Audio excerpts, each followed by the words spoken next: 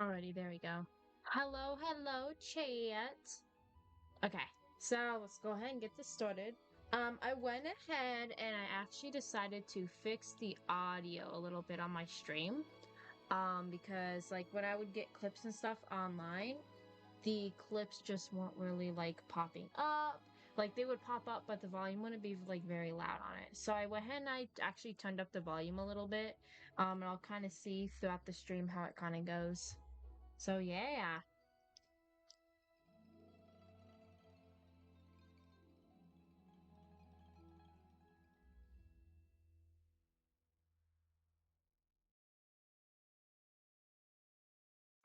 Alrighty, so let's go ahead. I am doing well, actually. I hope you're doing well as well. That sounds like a jumble, but yeah. Alrighty, so let's go ahead and get this started. Okay, there we go. So, hold on, let me fix my team a little bit. Sorry, this is a team I use when I'm like fighting bosses and There's stuff. still a long road ahead. So I have been doing a little bit of I'll take care of a little this. bit of farming while I've been, not streaming. So I got Farina at level 90. Actually, you know what? Let me just show my build on her. So I got Farina up to level 90 now. Her weapon's at 90 now. I kind of want to get a little bit of better artifacts for her, but right now my artifacts look good for her. I kind of want to get like a higher energy charge if I can. I'm still obviously C0 for her. Her talents are looking pretty good. I still have some farming to do on that part. But yeah, other than that, she's looking good. And then my new bullet I've also been kind of working on too. His weapon I've also been working on. His artifacts are kind of blank right now. They're kind of basic. But yeah. But anyway, yeah, those are the two characters I've been kind of working on. I have Chlorinde now too. I finally got Chlorinde and Sethos. So I've been trying to work on Chlorinde. She doesn't really have anything good yet. I haven't really looked at what her main like weapon, like what the stats are, so I haven't really like done anything with her yet, but yeah. But thinking of Chlorinde, let's go ahead and get her quest started. So, Judgment Day, go to the Court of Fontaine, Corterio Leonias. On the streets of the Court of Fontaine, a pair of familiar faces seem to need your help. Okay.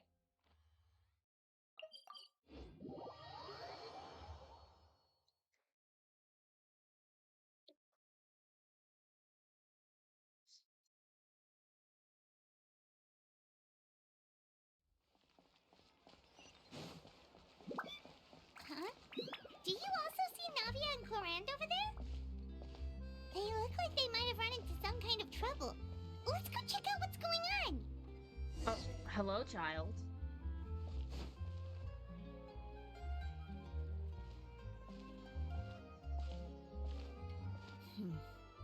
Still no dice? Not at all. And I've asked pretty much everyone in the Court of Fontaine already. Lynette's ears drooped as soon as she heard that we'd have to be out and about for days on end. And Fremine, he hid himself under his helmet as soon as he realized there'd be people around that he didn't know. What about Chiori and Charlotte? I feel like both of them would be more than up to it. I've asked them already, but they're both pretty busy right now. I just gave the members of the Spina a few days off, too, so I don't want to bother them either. This is getting pretty difficult. Navia, They're doing like the Chlorinde, same what's poses. Oh my. Well, if it isn't my dear partners. How are you all doing? I'm doing great. Navia? Hello, Navia. I do not have you. Come home, Navia. Oh, I have Chlorinde. I have your Yep, girlfriend. This is our chance. Uh-oh. What are you going to do? We're just passing through. Do you need our help with something? Oh, precisely. My dear partners, we've got a huge problem right now that only you can solve. She's doing the Oh, no, that's for real? wrong pose. Or the Absolutely. Ace Attorney pose. We've already exhausted all our other options. Uh, what kind of problem? Tell me about it. Traveler, Paimon, would you join us and play Marashosei Hunter Judgment Day? Masha Hata, what now? Mara, she'll say what now? It's a new game script by They're the the same Tabletop Troupe, thing. a local roleplay adventure club. Ever heard of the Tabletop Troupe? They put out games that allow you to participate in a story and roleplay characters with your friends. Oh, I've loved their stuff ever since I was a kid. That sounds super interesting. Chlorinde and I are both veteran members of the club. Recently, someone came up with a new script and was looking for people to help playtest it for them. Oh, I'm interested in seeing if Sigween is in this quest because I know her banner comes out. Think next week actually. I know the week after. I want to say, but I'm so excited because I actually like Sigween, so I'm kind of interested for a character. Because like I was actually at work today, because I was doing like a training thing, more like an NCO 60-day thing for new workers, and they were showing us history of like the old uniforms, obviously like the old nurse uniforms, and Sigween's outfit minus all of her like little accessories look like the exact same like color and everything than the old uniforms, including like the apron, like her little hat. I was like, oh, I love it. So I actually want to cosplay her. So I like her. I like her character too. I love her. And when My they child. asked, of course I couldn't refuse. I mean, come on, a brand new script? Nobody has ever played it before. Mm-hmm. Generally speaking, scripts at that level of development have a lot of issues. But I think this So one this is is pretty just solid. like another like The author plaything. obviously put a lot of work into the story, and the world building I is just also quite realized credible. like most of the story quests we've done in Fontaine have all been like play style things. Like Farina's was a play. Navia's wasn't a play. I don't remember hers being a play. And then Cloran's is some sort of a play. That's interesting.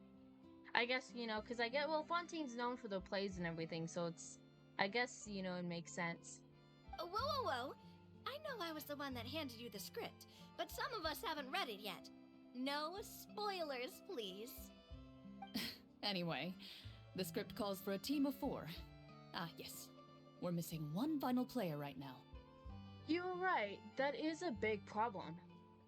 So, you're saying you'll help us out?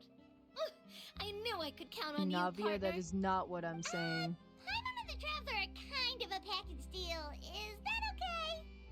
That's not a problem. I'll adjust the pace based on the actual number of players, and ensure that everyone has a good time. Well, Traveler, what do you think? Wanna play? Paimon will follow your lead. I always help a friend in need. Count me in for a good script. I was gonna say that. Well, that solves our problem. You have our thanks. Woohoo! I'll go grab the script manager from the club right away. The script manager? Didn't you just say that you gave Chlorinde the script? The club introduced a completely new kind of gameplay for the script. In this iteration, the Game Master's version of the script is incomplete.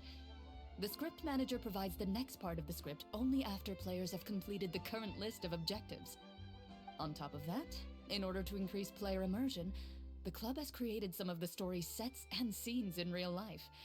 We'll only know where we should go once the script manager reveals the starting location.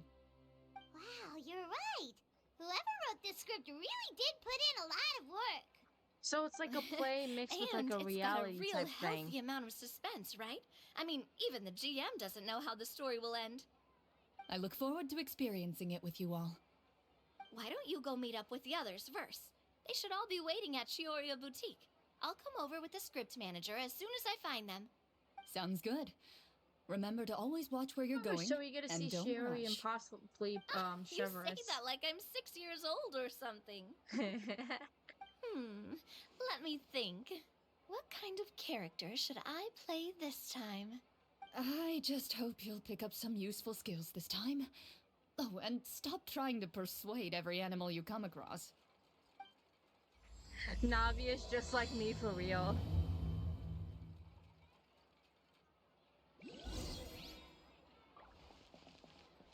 Okay, so let me go ahead. I gotta look for whatever that is. Oh, I literally just run down here. Dude, I have 100% on Sumeru. Why are you popping up? Okay, that's weird. Anyways. Boutique. It's right here. Oh, I have to go over here. Ooh, Linny and Farina! Sorry to keep you waiting. Ah, you're back! Huh? And you've got the Traveler and Paimon with you too! What a pleasant surprise. I assume you'll be joining us for the game then?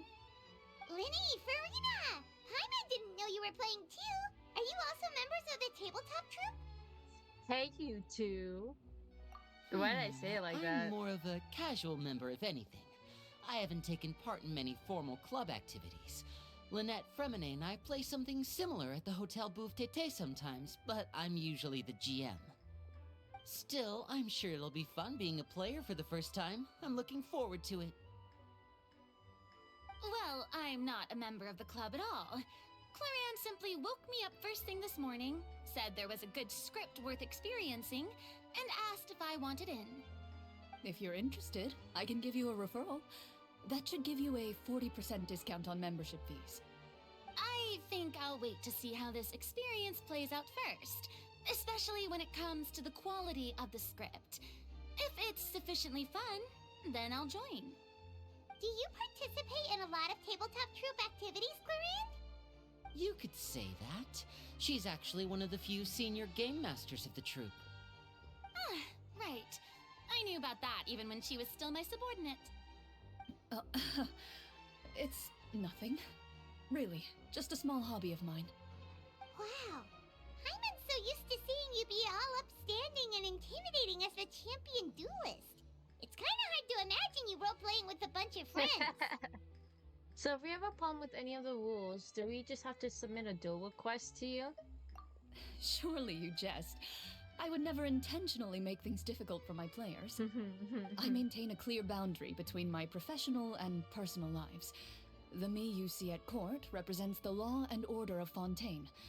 I put all personal feelings to the side and grant a fair duel to all who seek to defend their honor. But in my personal life, I'm just an ordinary person. Someone who feels anger and sadness, just like everyone else. Well, you say that, but for all the time I've known you, I don't think I've ever seen you cry. I've seen you get angry, sure, but now I'm wondering whether you were actually mad or if it just looked that way from the outside. I was probably in work mode during those times. Is that so? Well, in any case, I just feel like even in your personal life, you don't get emotional very often. So you want to see me cry? That might be a little difficult. That sounds a show of little anger, weird, though. Farina. You like to see people That cry? might be something I could accomplish. No, that's not what I meant. Oh, okay. She ain't freaky like that, I guess.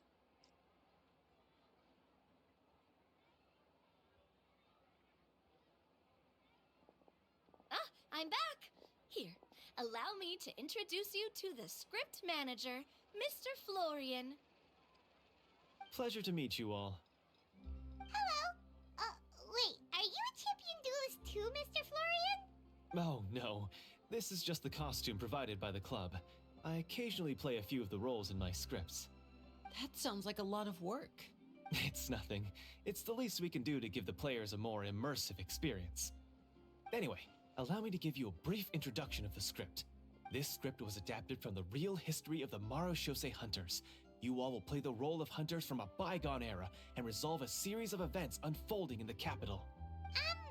Paimon's not super familiar with the history of the Marechaussee Hunters. Is that a problem?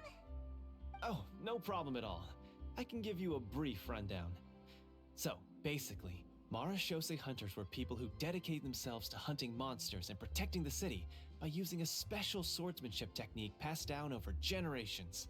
Their story can be traced back to the ancient Remurian dynasty, as well as the first hunter, Cassiodor. But I'll leave the finer details for you to seek out and discover later. And I'll provide additional commentary as the story progresses. In that case, brave hunters, are you ready to set out on an unknown adventure? Yeah. Oh, I Just one guess. sentence and it's like we're in the story already. Aha! I see many a determined gaze before me. Very well. Head over to this location and begin your heroic journey. So, Dude, it's like as an we follow IRL the story, D&D. it leads us to specific scenes?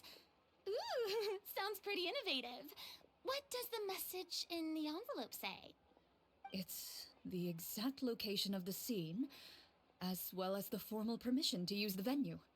Huh, seems like they have everything prepared. Please check all your belongings, everyone, and make sure you haven't forgotten anything. Once you're ready, please follow me to the designated location. Sounds good. Hunter Squad, move out! Autobots roll out. Anyways.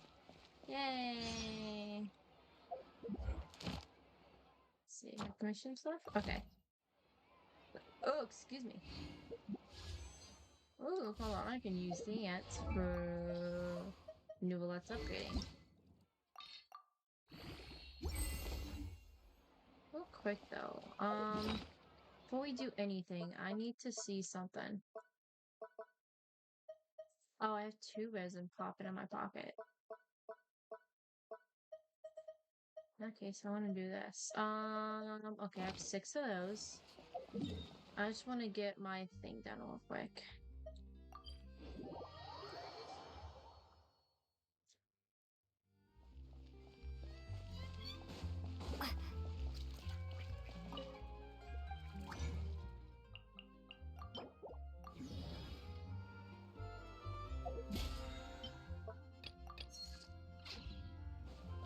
I need to mine 10 items. Hello, Miss Add Catherine.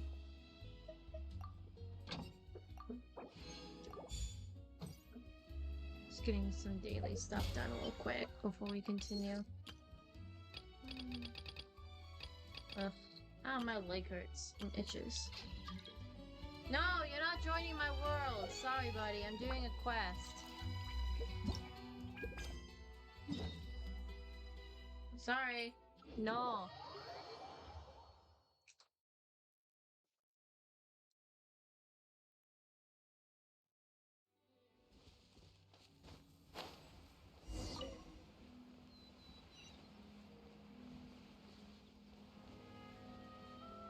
Continuing heading over to the arena.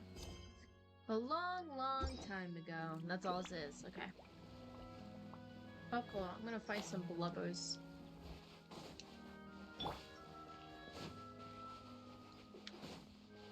Shine down!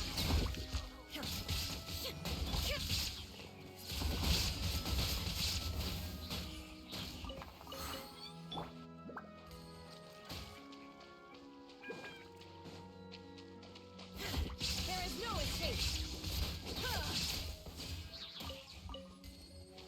Sorry, I have to fight you guys. Torn to oblivion! Illusion shattered!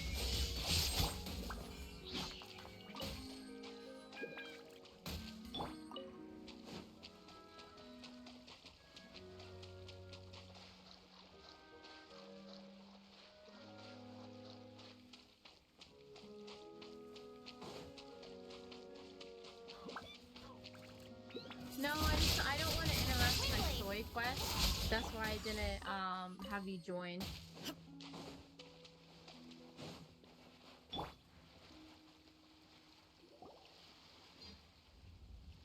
Whoa, they really have thought of everything. Even the Phaetometer is here and ready to go for us. The Phaetometer. What's that? It's a card that's used to determine action success or failure.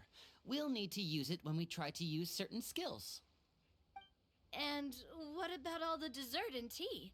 Is that for us as well? That's what the message said. Oh, really? That's so nice.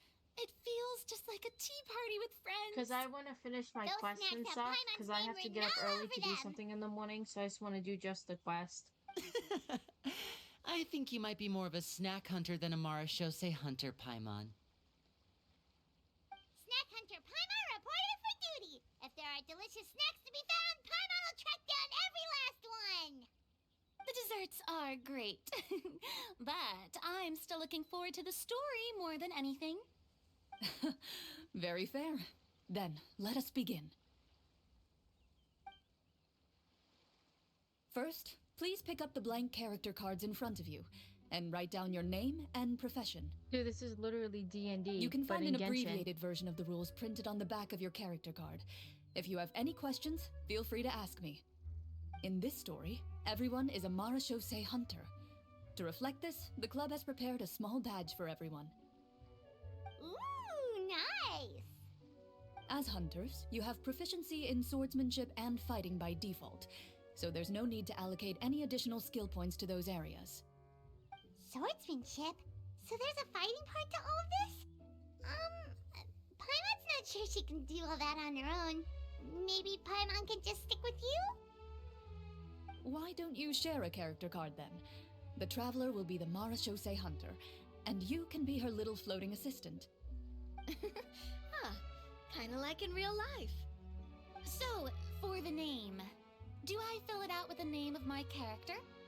Yep, it can be any name you like. You can use your real name too if you want. I do that whenever I get too lazy to think of a new name. Oh, so it would be like experiencing a different life, but still as yourself. That's not a bad idea. In that case, I think I'll continue to use the name Linny then. Next up is the skill sheet. You have a limited amount of skill points that you can use to learn a number of skills. The more points you invest in a particular skill, the easier it will be to pass associated checks. I'll take persuasion and investigation. Those are must-haves when it comes to missions like these. Oh, those skills sound like they'd be useful for gathering intelligence. Good idea, Navia. Just as expected of a veteran player. So, should we also take those skills then? Not necessarily. Since we're working together as a team, we could leave the negotiations to Navia and use our skill points to pick up other useful skills. For example, I think I'll take stealth and sleight of hand. That will give us more options if we run into any situations we can't negotiate our way out of. Oh, interesting. I wasn't thinking about it like that. I suppose it's not so different from an acting troupe.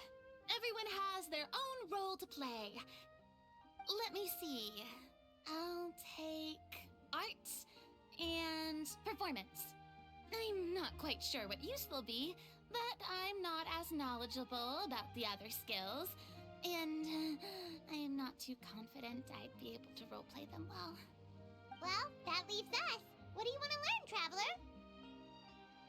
Cooking, medicine, or insight. I'm gonna say medicine. Ooh, so you want to help people when they're injured. That's nice of you. Okay, learn insight. Oh, something that'll help you get a read on other people's thoughts. Sounds useful. So what do you think? Are you sure you want to learn these two skills? Yes, I'm sure. Let's see. Oh, looks like you each have enough points to choose one final skill. You've all picked such classic skills. It's fine to go a little bit out of the box, you know. Why do I get the feeling she's getting ready to cause trouble? For example, this one here. Summon. Doesn't it sound super mysterious and cool? Oh my god, Navia. Oh, I saw that one just now as well. The description says, this skill can be used under certain circumstances to summon characters or creatures that fit the script's world-building rules. The script's world-building rules, huh? But how are we supposed to know what a Marashosei hunter can summon? Oh, that's not for us to worry about, my friend. Just learn the skills that interest you, and the GM will take care of the rest. All right, you've convinced Paimon. Let's learn summon then. Paimon can't wait to see what kind Chlorinde of is thing like, shows up. oh my god, I'm about to choke this girl out. Well, now that everyone's more or less finished creating their characters, we can begin. Since two of our players are doing this for the first time, though, let me ask. Would you like to play on easy mode or authentic mode? What's the difference between the two? I don't know. Easy? Well, in role-playing games, the story sometimes changes based on the decisions of the players and the results of the Fatometer. For example, if you fail a check, that means you cannot use the target skill in that scenario. A critical failure may even result like in rolling further negative like consequences. a thing of dice for If you choose to D&D. play in authentic mode, every time you elect to use a skill, you'll need to use the Fatometer to see whether you succeed or fail, and face any consequences that may follow. So like a D&D roll. If you choose easy fail mode like instead, a certain every thing. check will be successful by default, and you won't have to worry about luck playing a factor. Like if I remember D&D correctly, because I haven't played in a long time, but I've seen like some gameplays from it, because like Jonah Scott, he has like a Twitch channel and he does like D&D sessions, and I watch him because Kave's voice actor Ben is in them sometimes. So I watch him, and I think like you have like certain skill levels, and if you like roll something, you can use a skill and it like adds to it, but you have to get like a certain number for rolling, and if you like fail the roll check, like you either like can't do something or you completely like fail. Like you fail and you get like a consequence. So I guess it's kind of like that. Yeah, random checks triggered by Photometer often serve as indicators for Destiny's course. Yeah. Given that I'd like to focus on the story, I suppose I should pick easy mode. I'd feel bad if I brought the team down by failing my checks. Huh? Oh, come on. Don't worry about that. RNG is the lifeblood of role-playing games. I'm going with authentic mode for sure. Never knowing what you might have to overcome. Ugh, doesn't that sound exciting? I'd rather be mentally prepared for what might happen. All right, then I'll mark down Farina for easy mode. All her checks will be successful by default. As usual, Navia and Linny will play on authentic mode. What about you, dear partner? How would you like to play? So easy mode or authentic? Easy mode or authentic? I don't know. That's a good question, because I got no freaking clue. Hold on. I want to look up something real quick. Convention, easy versus authentic mode.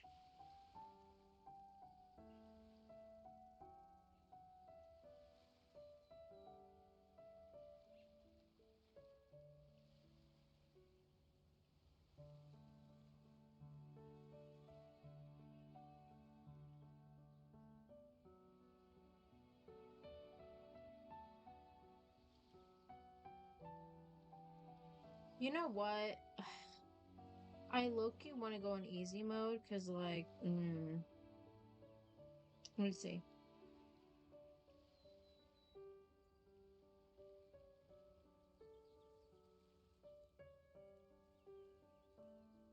What's the recommended, though, is the question.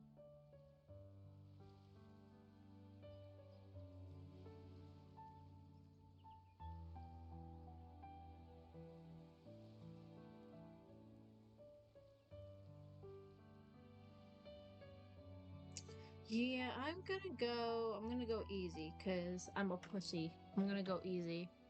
Are you sure? Because it's my first time doing it. No need to worry about the pesky Fatometer. Pretty good choice if you just want to relax and play the game. Honestly, I don't think Chlorinde would make things too difficult for us, no matter what the Fatometer says. Isn't You that never right, know, Chlorinde? Navia. She could be like, haha, joke's no on you. promises. Yeah, I told you. That wasn't super reassuring. Well, anyway, enough talk. Let's get started. I want to experience at least a good chunk of the story today. Speaking of the story, why is the beginning scene on a beach? Well, that's because a long time ago, back when human Oh civilization my god, was it's still so in its pretty. infancy, Wait. powerful demons and evil sorcerers She's ruled so over the land. pretty. Oh my god. They created a host of monsters and sent them to slaughter all humans in Okay, existence. this is gorgeous. Soon, a group of Gorgeous. human rebels banded together. With their swords raised, they swore to brave the darkness, and in doing so, subdue each and every monster that sought their destruction. They became known as the Marechaussee Hunters.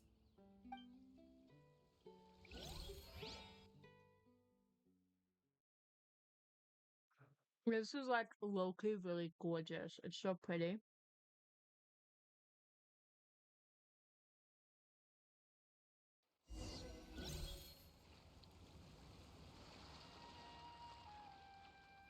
Why Sometime later, weird as a member of the Marechaussee Hunters, you receive a commission.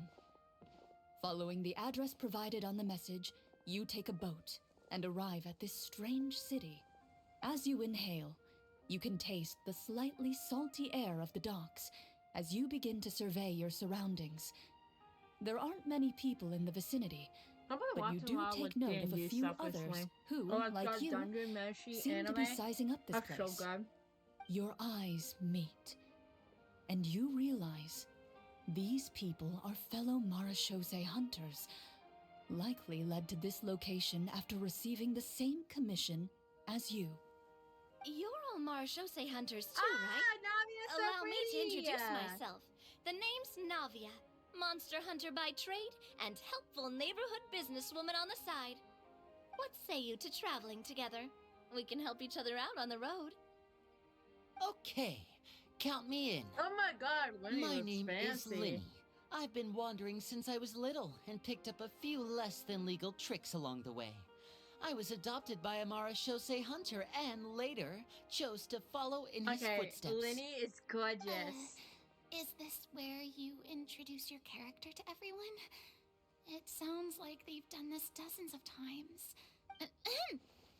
My name is Farina, and I grew up in a noble family. I always had Dude, a I need strong Farina and interest Venti in to meet, performance because and like the arts. those two Even though characters, I'm they'd be like a the most Marechaussee wildest. Hunter, Even though what they're like I both really like want is to be European a icons, I need those two to meet. artiste. Hey, that's really cool. You can do it, Farina. That's exactly how it's done. Paimon is Paimon, a good friend and companion to this Marechaussee Hunter right here. Paimon's cute. I've been studying medicine ever since I was a child. I want to do my part to eradicate these monsters and use what I've learned to heal others. Oh, welcome. When we face the monsters, I'll make sure to charge in front to give everyone some cover. You can take care of the healing at the back. You open your envelopes at the same time. The message reads, "To the honorable and trustworthy Marechaussee Hunters, our kingdom is currently facing a grave crisis. The lands outside the capital have been overtaken by monsters, and our people are being led astray by forces of wickedness. We beseech you, please help us resolve this crisis. Okay, there has to be a and scene return like peace and stability I know that to they our don't home." have it, but it always seems like in like D&D The that like layout of all the this city characters looks like super meet in a familiar. bar. It kind of reminds Paimon of Mondstadt. Like the characters always The meet in a bar, but scriptwriter of course must I'm not have gonna used do a this. But real-world like, city dude. as a reference when coming up with the map. As experienced hunters, the layout of the city reminds you of places once traveled. You recall the sight of tree-lined streets and the gentle tranquility of days gone by. Yet, as you regard the city in front of you, it appears to be little more than an empty shell. Its hollow gates are open to you, beckoning you to come forth and bring salvation back to the town. I carefully read every line of the letter and turn my attention to the signatures at the bottom. Who issued this commission to us? You see a long string of unfamiliar names. It would seem that many of the residents of the city issued this commission together. They sensed that things were not right within the kingdom and sent a distress signal to the outside world. In that case, why don't we take a walk around the city and see if we can learn anything from the local residents? Oh, good idea. We might be able to get some leads on the monsters and bad guys we're after.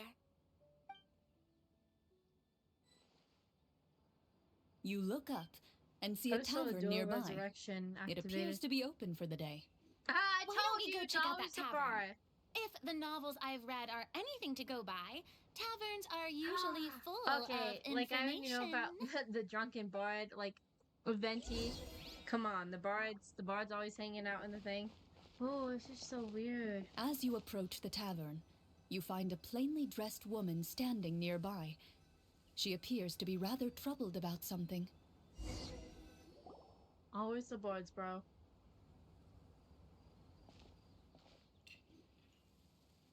Greetings, friend. Lovely weather we're having today, don't you think? Oh, hello. I suppose you're right. The weather today is quite lovely. If only those monsters out there would stop causing trouble. It seems like every character included in the script has a certain amount of useful information to offer. If we keep asking questions, we might be able to get some good leads. Oh, come now, don't be sad. Life is all about optimism. Oh, that reminds me. What did you have for breakfast this morning? Huh? I don't think that's the kind of question we're supposed to ask. Nothing turns a frown upside down like good food. How about some macarons? I could make you some. You didn't even take cooking as one of your skill proficiencies. That's not necessary, miss. Excuse me for saying this, but you don't really look like a chef. Besides, I'm not really a fan of sweets. So you're someone who barely smiles and doesn't like sweets. You're really starting to remind me of this one friend of mine. Hey! Did she just... me? Chlorinde must have broke character for a second. This isn't getting us anywhere. Traveler, maybe you can think of something.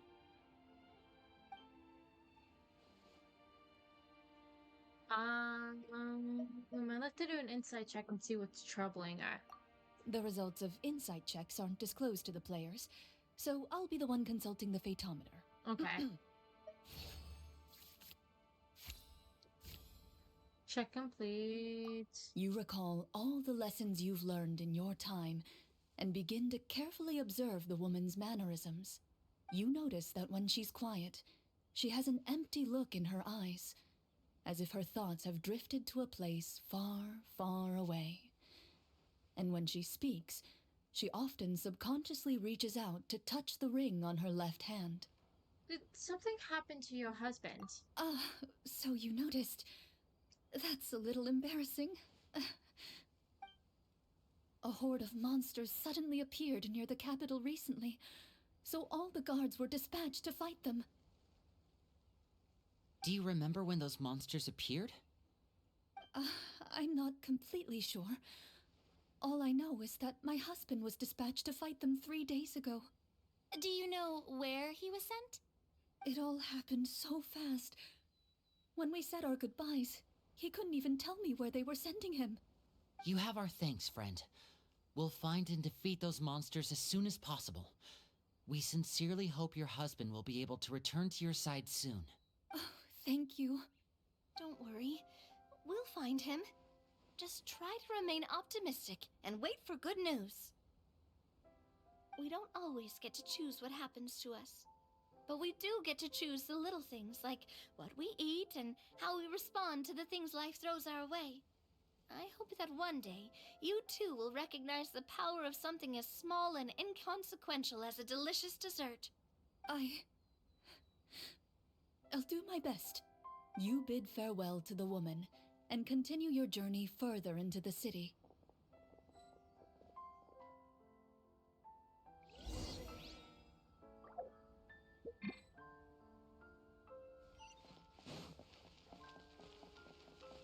As you venture further into the city, the streets appear largely empty. An elderly woman walks past. You see her shake her head as she puts away her wrinkled wallet. A nearby merchant folds his arms and gives you a disdainful look. You get the impression that he's someone who has long gotten used to the sight before him.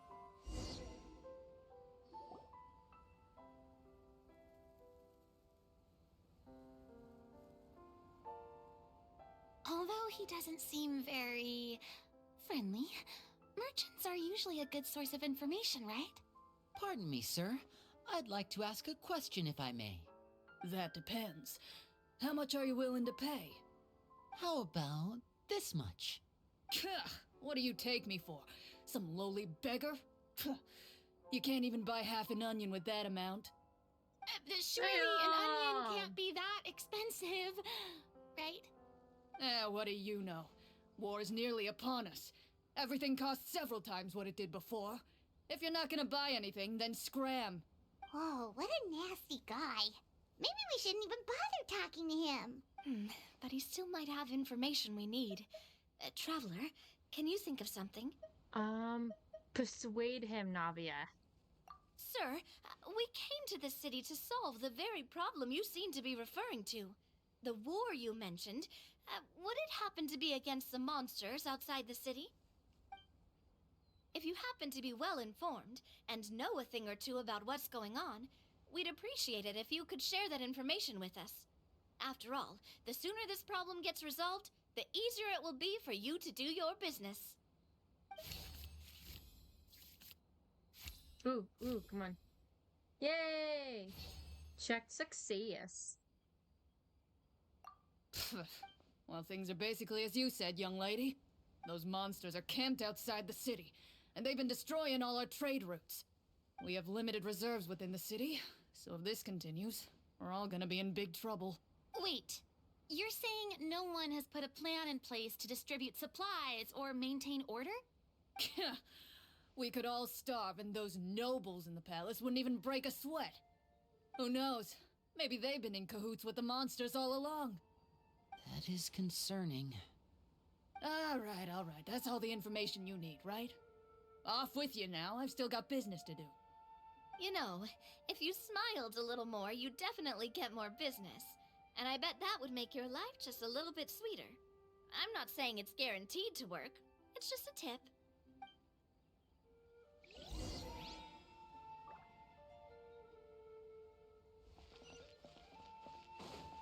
Should we try to go somewhere with more people?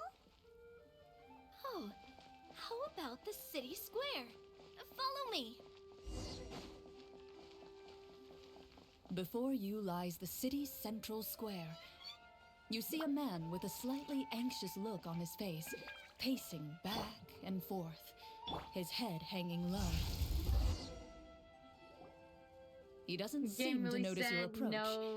Still immersed in his own thoughts, he shakes his head and lets out a long sigh. This guy seems promising enough. Maybe I can get some information out of him. Hello, sir. Is there anything I can do to help you? Wait, you're... I'm... Oh, dear goodness! You're a Marashose hunter! You recognize us? Ah, are you one of the people who wrote the commission letter? Yes! Oh, I didn't expect you to actually come! Oh, what great news! The city is saved! What happened here? Alas, we once lived comfortable, carefree lives. This city used to be free of monsters. The first Marashose hunter, Casiodor, the Golden Hunter, he was the one who drove them back. However, monsters have once again surrounded the city. Perhaps the seal that kept them at bay has lost its power. Or perhaps an evil sorcerer has been meddling in our affairs. All I know for sure is that their return has stripped the city of any chance at peace. Are there not enough soldiers to drive them out? It's not a question of numbers. The guards simply have no idea how to deal with them. Most people my age have never even seen one of the monsters, much less been trained to fight against them. What's worse, many of us don't even know the history of the Marashose hunters anymore. When I was a child, though, my grandfather would tell me stories about how the Marashose hunters drove back the monsters. So, on the off chance that something might come of it, I decided to reach out to you. To be perfectly honest, I was starting to think all those stories were just tall tales. But now that I've seen you in person, I finally know that it was true. Well, you can rest easy, friend. The righteous and formidable Marashose hunters are on the case. The man is touched by your determination and resolve. His eyes begin to well with tears of relief. Still, if we are going to hunt the monsters, we need to know where to find them. Can you give us any leads? All I know is that the area outside the city is dangerous. I'm afraid I can't point you toward a specific location. Oh, although, if you leave the capital through the main gate and follow the road, you should run into a group of guards. They might know more about where to find the monsters. I see. We'll go look for them then. All right, be careful. Oh, and one last thing. The monsters outside the city are just part of the problem. There are evil sorcerers inside the city as well, so be on your guard. They're actively working with the monsters, and have corrupted the court ministers with malicious magic.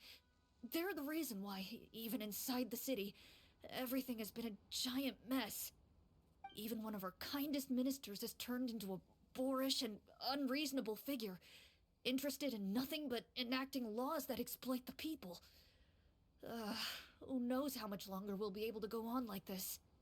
Talk about being stuck between a rock and a hard place. I feel bad for him. Maybe we should try to cheer him up? Let's see. Cook something. Felina could sing him. Felina could sing him a song. Like, now? Is this really the right time? I appreciate your kindness, but for now, it's more important to focus on the crisis at hand. Brave hunters, I leave the future of this kingdom to you.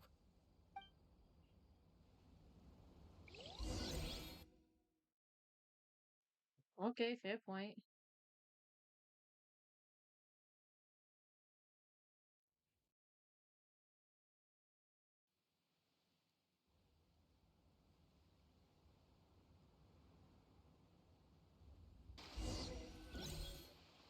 If I understood correctly, there are currently 2 problems in the kingdom that need solving, right?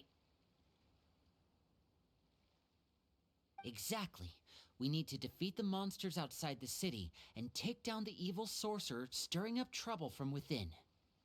But which problem should we tackle first? Well, this seems like a good moment for a break. Take some time and discuss what you want to do. Let me know when you've made your decision. I really didn't expect the people in the city to keep us at arm's length like that. I totally thought the hunters would be treated like heroes. Well, Chlorinde said the script took cues from the real history of Fontaine, right? Maybe the real-life Marachose hunters were also treated like that. I wouldn't say it's a perfect representation of history, but there are definitely some similarities. Would you like to hear more about it? Sure. As long as it doesn't spoil anything in the script. You brought up bits and pieces of the hunter's history before, but it was all in passing. Paimon wants to know too! The hunters were super powerful, right? Were they all from a special line of supernatural beings or something? Kind of like the yokai in Inazuma? No. All Marachose hunters were ordinary mortal fighters. The only thing that set them apart were the special sword techniques passed down over the centuries. Huh? So you mean anyone could become a Marachose hunter? In theory, yes. All you would need to do is survive the rigorous training and master the swordsmanship techniques required to fight the monsters. Still, most people dropped out at the early stages, and others called it quits the minute they saw a monster in person. To become a hunter, you must be strong in both body and mind.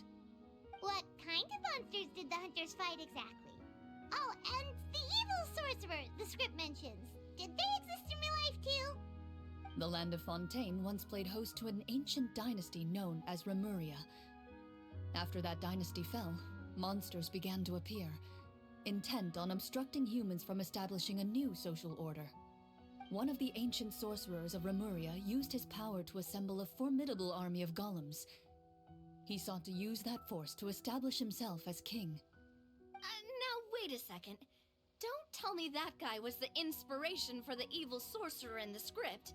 We still haven't found any in-game information on him yet. So, why don't you talk about someone else for now? Well, I wasn't planning on going into anything you might be able to find out in the game. But if you want me to talk about something else, then... How about Casiodor, the Golden Hunter? Or Egeria, the ex-Hydro Archon? Wait, but those people are all from a super long time ago. Where did you learn all this, Chlorinde? From my master. Huh. By master, you mean Miss Petronia? Someone you know? Absolutely. Miss Petronia and my father were good friends. Back in the day, she would often bring Chlorinde over to play, but then... Let's not get off topic.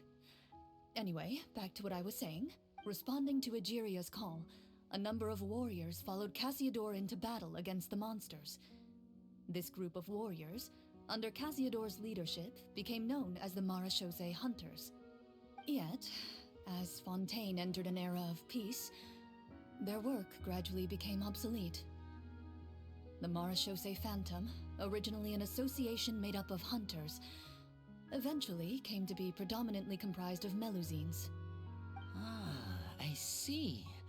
That explains why most of the people in the script have forgotten the hunters or think of them as nothing more than a legend. Is that really a bad thing, though? It can get tough always being the one shouldering everyone's expectations. Depends on who you ask, I suppose. If the name of the organization no longer commands respect, investigative work is bound to suffer. Speaking of investigations, which problem should we tackle first? Monsters or evil sorcerer? I vote monsters. That's the main duty of the hunters, right? We can come back to the sorcerer later. Well said, Miss Farina. Hello, Plus, Kitty if the Woody. sorcerers Ow, really my are the chest! masterminds Ouch. behind this whole thing, Hello? defeating the monsters could give us some Hello? clues on their Ow. intentions as well. Sorry, my cat wanted to be all What lovey-dovey about you, all of a partner? sudden. What do you think? I'd also vote monsters. It's decided then. All right.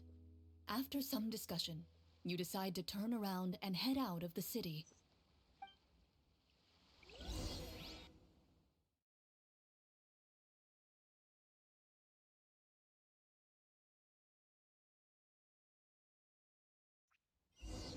I'm so tired.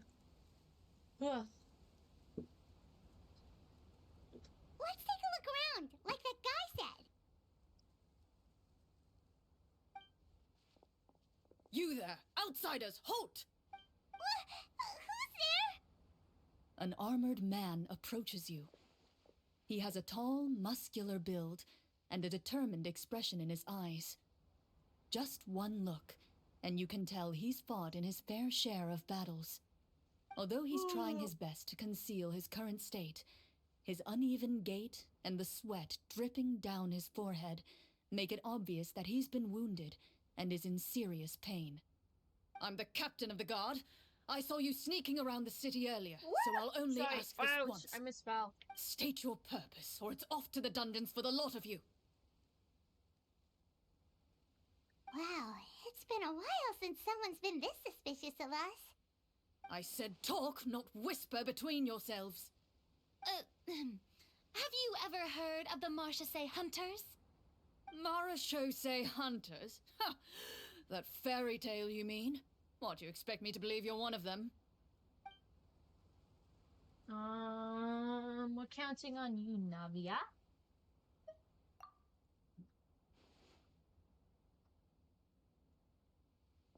Sir, we were indeed in the city earlier, but our purpose was only to gather information on the monsters. We're here to help this city and all the people within it. Your guards are still fighting the monsters as we speak. They could be seriously wounded and in grave need of support. You need all the help you can get. Ugh.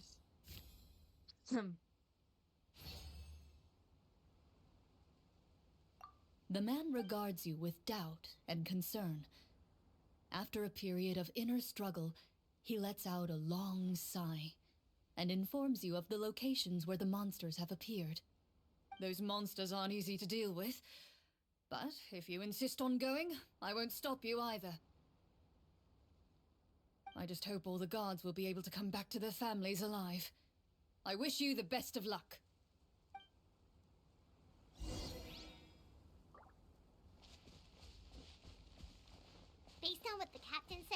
monster should be right up ahead. Let's go. Hopefully we're not too late.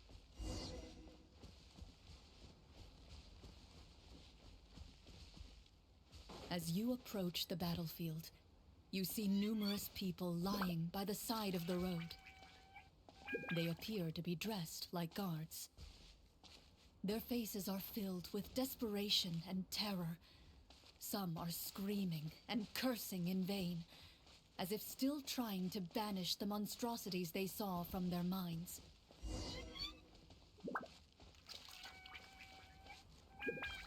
A few of the wounded look up at you in shock and disbelief. "Quick, leave this place. Turn around and don't look back," they yell.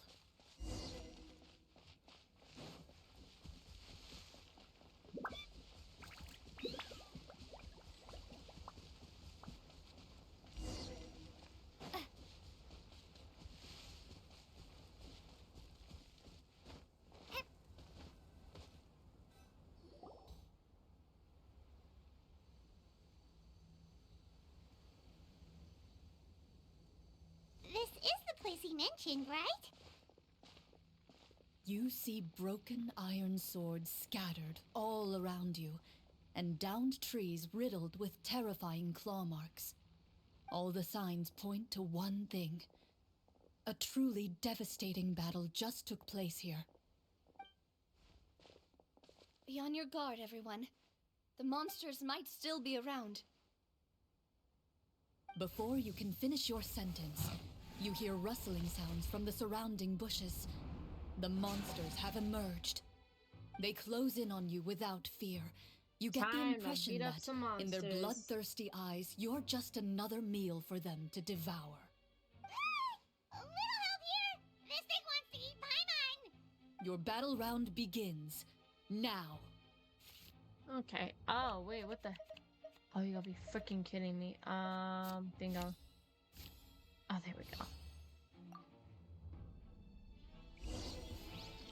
Okay. And voila!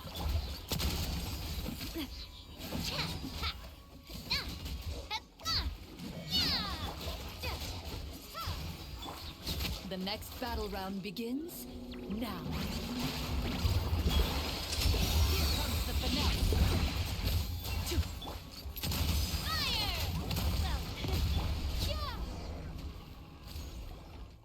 Yeah. The monsters let out a terrifying roar of anger and resentment before dissipating into thin air.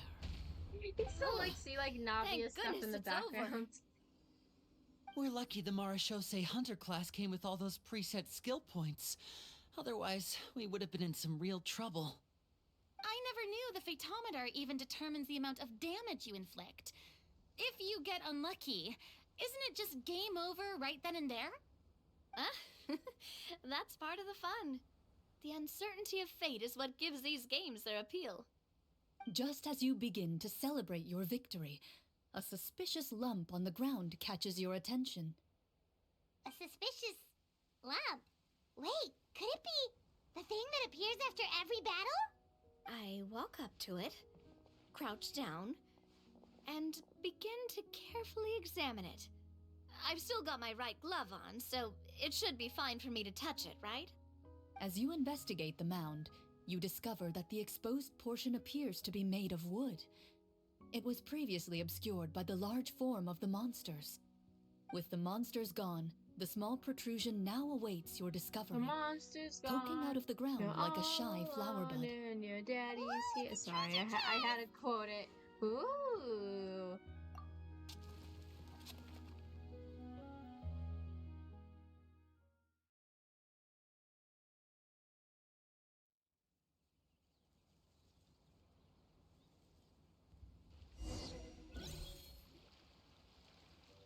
With everyone's help, you successfully excavate the wooden chest from the ground.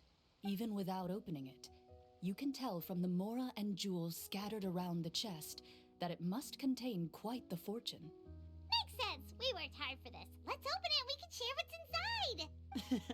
I can understand your excitement, Paimon, but think about it. Doesn't it seem like there are people out there who need this treasure more than us? Yeah. Think about all the people suffering in the capital. Or all those guards who got hurt fighting the monsters. Wouldn't it be better if we gave the treasure to them? Wait, is that how it works? Paimon thought since we were the ones to dig it up, we could just take it for ourselves. Well, let's put it this way. Don't be savage, Any Paimon. decision you make during a role-playing game can impact the future course of the story. But would the people really believe us? It's hard enough for us to prove we're Marcia Say hunters. What if they think we procured the treasure illegally? They might get even more suspicious of us. That's definitely something we should consider. Maybe we can come up with an explanation in advance. Well, if donating it could cause that much trouble, why don't we use it to buy some gear and fill up on good food? Then Looks like you're facing a difficult choice once again. Well, it's getting late. Why don't we call it a day for now? Wow, where did the time go? I'm not sure if it's because I'm having so much fun with you all or because the story is particularly enticing, but I feel like I could almost keep going. Here, here. Ooh, how about we play through the night? I'm not sure I'll have enough energy for that. Yeah, that won't work for me either. Lynette will give me an earful if I get home too late. I understand how you feel, Navia, but we have to change venues for the next part of the story anyway. Huh? Another location? Mm-hmm. There's a special note for the GM at the end of this section that says to proceed to an indoor set for the next part of the script. Whoa, they really pulled out all the stops for this new script. well, even if we end the game for the day, we can still stay a little longer and hear Chlorinde finish her story, right? Paimon wants to hear more about the history of the hunters. Something tells me you just want to finish the free desserts before we break for the day. Damn, Farina. Way to That's point just a Paimon out. coincidence, okay? Besides, to Paimon, not finishing free food feels even worse than having to buy her own. And anyway, Paimon really does want to hear more about Clorinde's master. Well,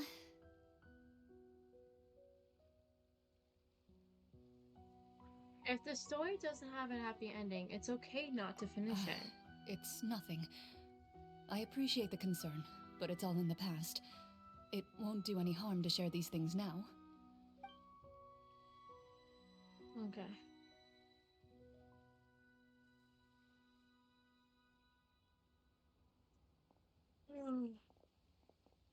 My earliest memories are of living with Master. According to her, she saved me from certain people of ill repute. My birth parents had left me behind some time before that. What a heavy beginning for a life story. Master was a fascinating individual, if inexperienced in the ways of raising children. My first ever toy was a short sword. Although I suppose it wasn't so much a toy as something Master removed from her waist and handed to a noisy child in need of distraction. Oh wait, so she handed an actual sword to a child? Damn, Isn't that okay. dangerous? Slay. Did you hurt yourself? Literally. Of course I did. I cut my palm and bled quite a lot. But Master was not concerned. She just stood there and casually lectured me about it. See, that's what you get for not holding the sword properly, she told me. She then crouched down next to me and said, "Give me your hand. I'll teach you to bandage this wound. After that, it's time to learn how to truly hold a blade." Excuse me for asking this, Chlorinde, but how old were you exactly when all this happened? Probably around, 3, give or take. 3? Isn't that when most kids are still struggling to hold a fork? As I said, Master was rather inexperienced in the ways of raising children. She believed trial and error was the best way to teach a child what they're capable of. I'm not so sure this is a question of experience. I didn't see anything wrong with her ways at the time. And anyway, children don't get to choose how they're raised. Oh, she did bring me back a pet from Liyue once. It was a Geovishap hatchling. A Geovishap hatchling? For a pet? That seems even more dangerous. Oh my god. What she said was That's this. funny. Make sure to get along, you two. If you really can't agree on something, just settle it with a fight. Whoever loses is the real pet. Damn! And how old were you when this happened? 5. Why did I was Well, thinking 5? Oh did my you win? god. No, I lost. Oh my So god! you're saying you actually became the Geo Bishop's pet? Yes, but only for a week. By the end of that week, I defeated it in combat, and we've shared a cordial relationship ever since. Oh, but huh? That really doesn't sound like the kind of childhood someone should have. Later on, I gradually understood that Master most likely didn't know any other way to raise a child. She was a Marechaussee hunter, but I never heard her bring up her own parents. Thanks to her, I learned how to navigate the forest by the age of 6, and could hunt monsters in the wild by myself the year after that.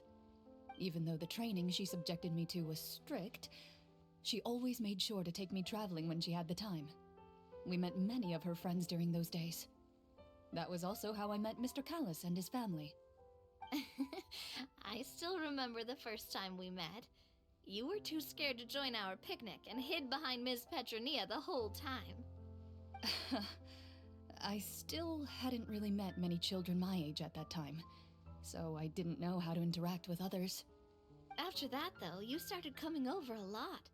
You loved challenging people to shooting competitions, remember? I don't think many members of the Spina ever beat you in one of those. I had a lot of fun during those days. I enjoyed them too. Oh, do you remember that one time we went exploring around the Spina together? We overheard Papa call your master Fontaine's Protector of Justice. We tried to pretend like we never heard anything, but you nearly let it slip that one time.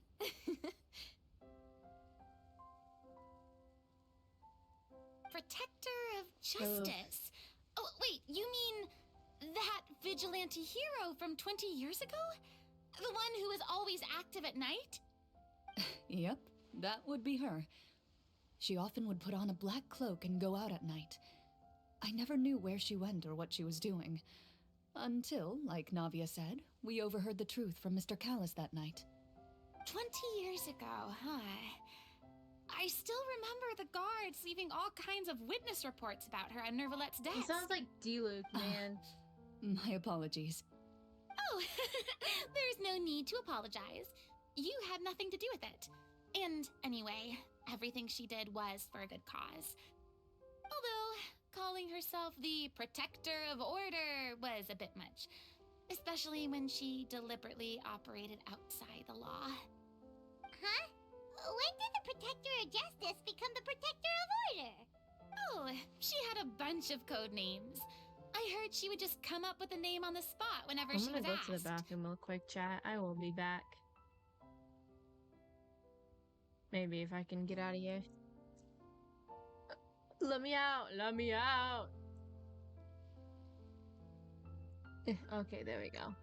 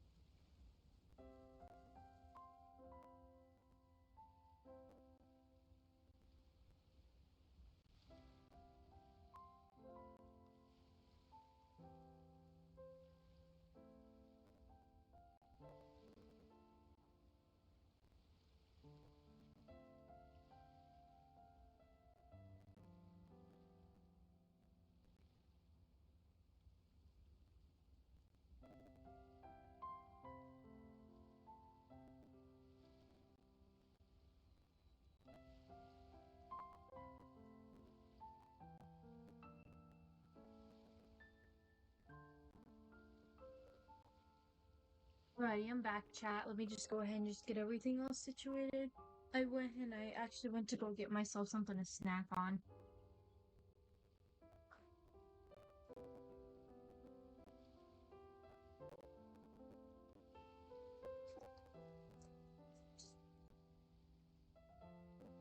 Oh.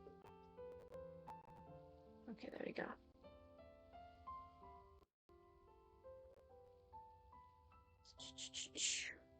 Alrighty, there we go. Okay, let's continue. Later on, she probably got sick of answering those questions and decided to stick to just two. The Protector of Justice and the Protector of Order. That sounds like her, all right. I bet she forgot which of the two she'd use by the time she got back each night.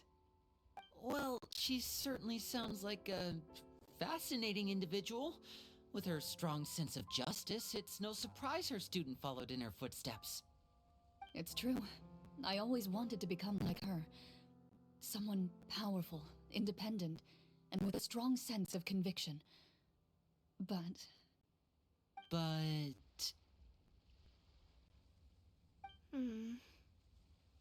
She suddenly disappeared the night I turned 10 years old. Oh my god, that's so Disappeared? What sad! happened? I have no idea. She didn't even leave a note. I was never able to find out where she went. That night, I was celebrating my birthday at Navia's house, but Master never came to pick me up. When I returned home on my own, it was to an empty house. When she still didn't appear after a few days, I went to Mr. Callus's house to ask about her whereabouts, but he only shook his head. Papa probably didn't know either. I know he sent a few people to investigate the matter in secret, but they never found any credible leads. Don't worry, I understand. To be perfectly honest, given Master's personality and way of doing things, it all made a lot of sense. If I had to guess, I'd say she probably used it as an opportunity to force me to become independent. Just like how, when a litter of kittens reaches a certain age, the mother willingly leaves them behind. Were you upset, Chlorinde?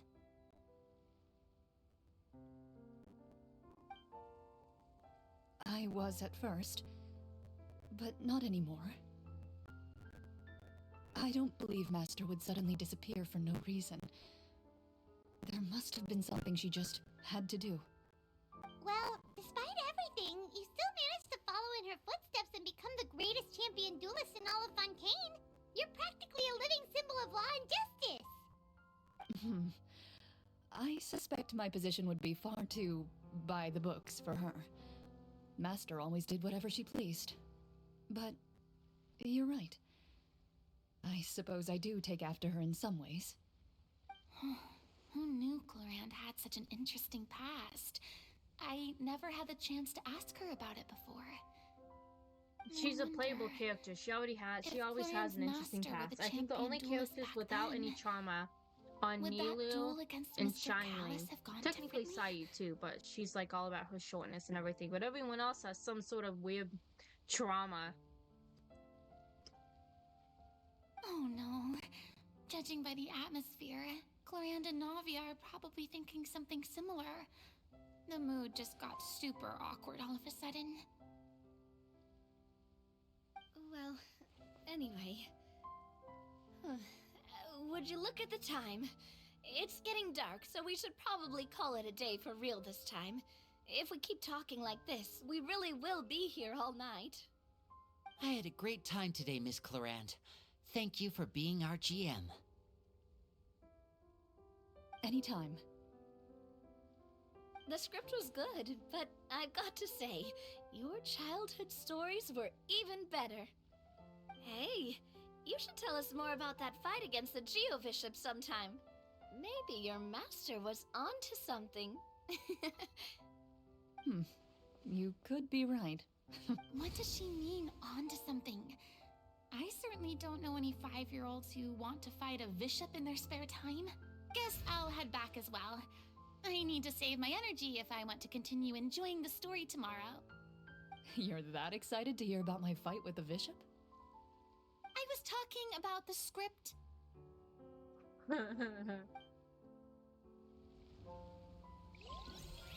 Perfect. Now I can go and collect my commission stuff before it's like 45 minutes till.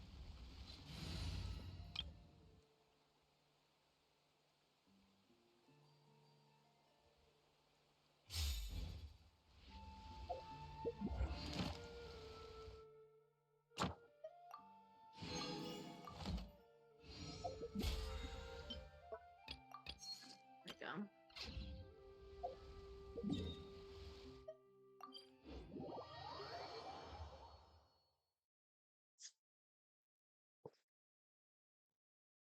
I'm eating spaghetti, chat.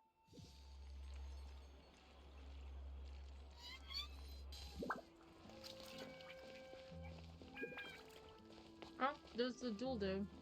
Add Astra. Thank you for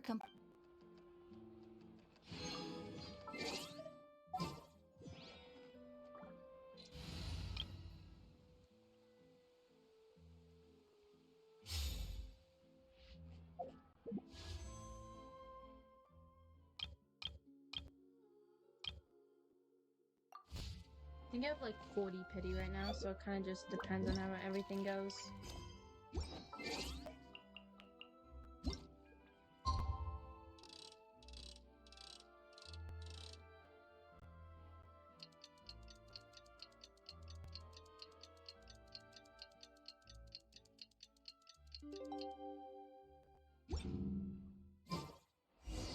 Let's go meet up with the group. Paimon's really looking forward to today's story. There'll be an extra few hours.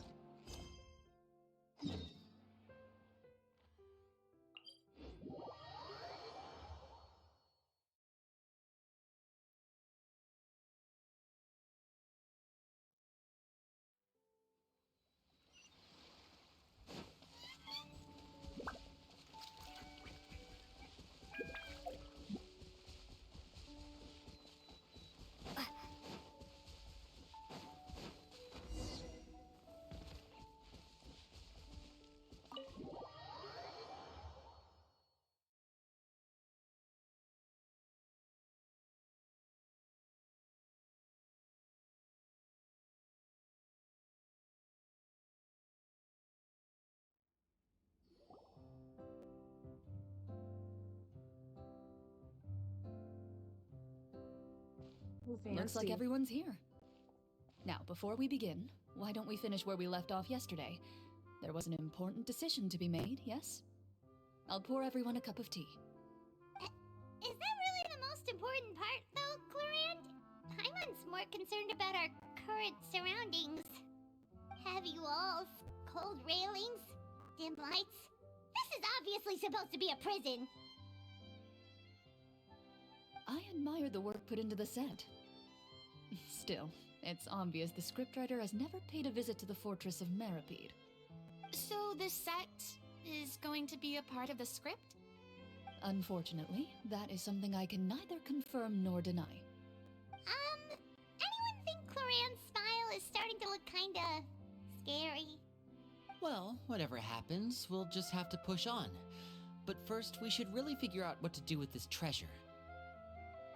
If we're worried about arousing suspicion because of our identity, why don't we give ourselves a different name, just like Clorinde's master did? Yeah, it might be better to keep a low profile.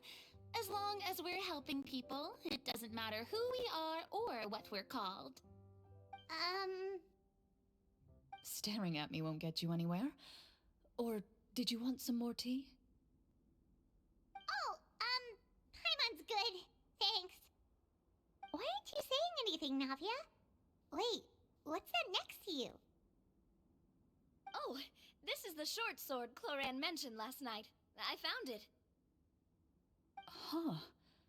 I'm surprised you managed to track it down after all this time. Well, I made sure to take good care of it, considering the circumstances in which you gave it to me. Of course I had to keep it safe. Anyway, where were we? Oh, right. I was just thinking about all the potential ways for us to break out of prison. We could dig a tunnel, or try to bribe the guards. Wait, We haven't been thrown into prison yet, have we? Well, it's only a matter of time. It pays to be prepared. Just like how you should always have an umbrella on hand, even when it's sunny. Alright, Paimon's made up her mind. Let's just give the treasure away. Paimon may have wanted to keep it, but if it's going to land us in prison somehow, Paimon will be too upset to enjoy her snacks.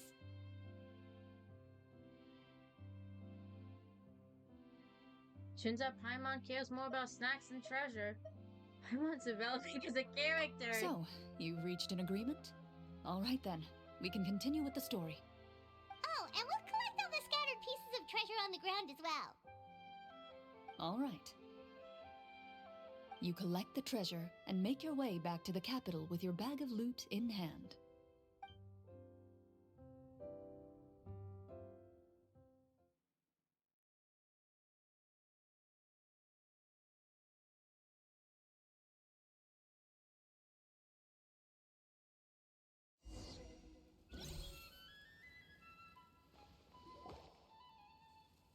The city is still shrouded in a gloomy, oppressive atmosphere, but your spirits are surprisingly high.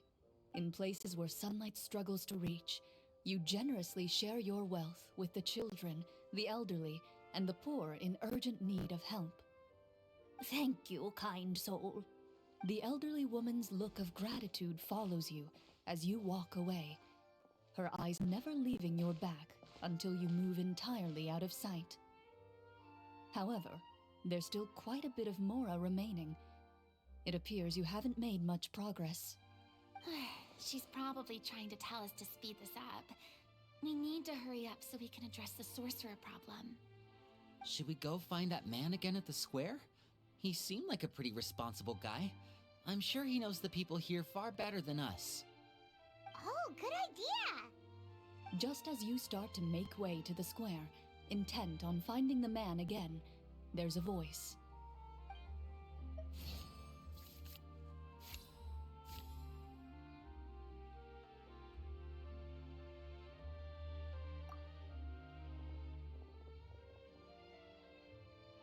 Please wait, distinguished guests. Several strange guards suddenly call out to you. They run forward to meet you and proceed to politely pay their respects. Greetings, gentlemen. Are we being invited for afternoon tea?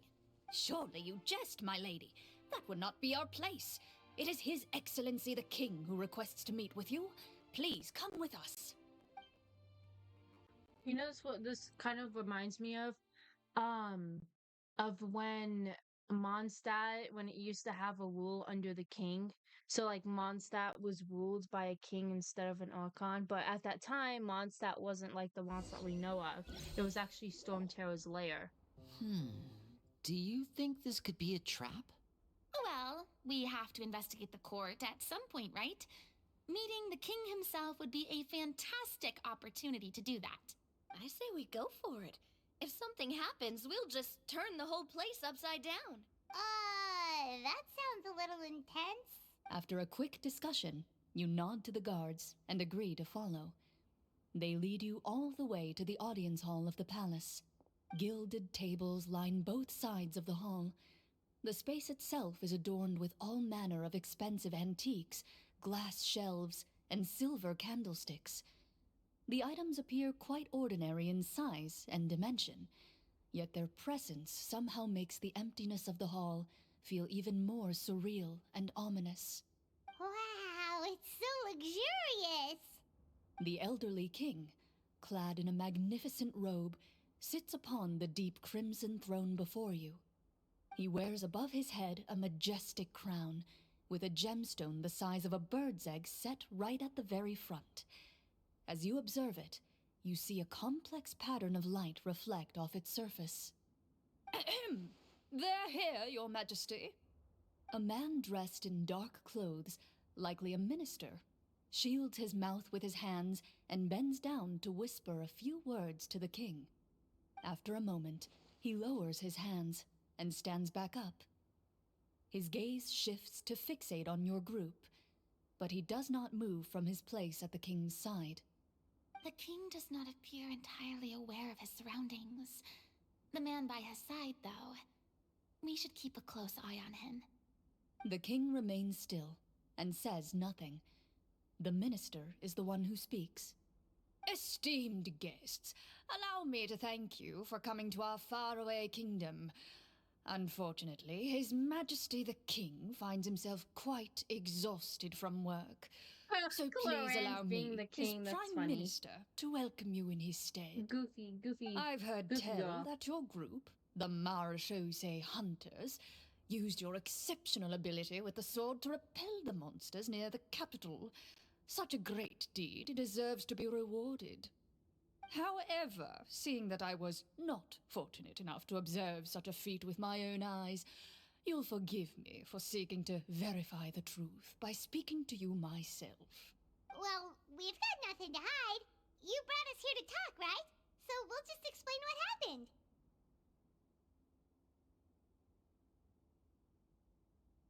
The golem's blades were so powerful, they could cut down trees in a single swipe.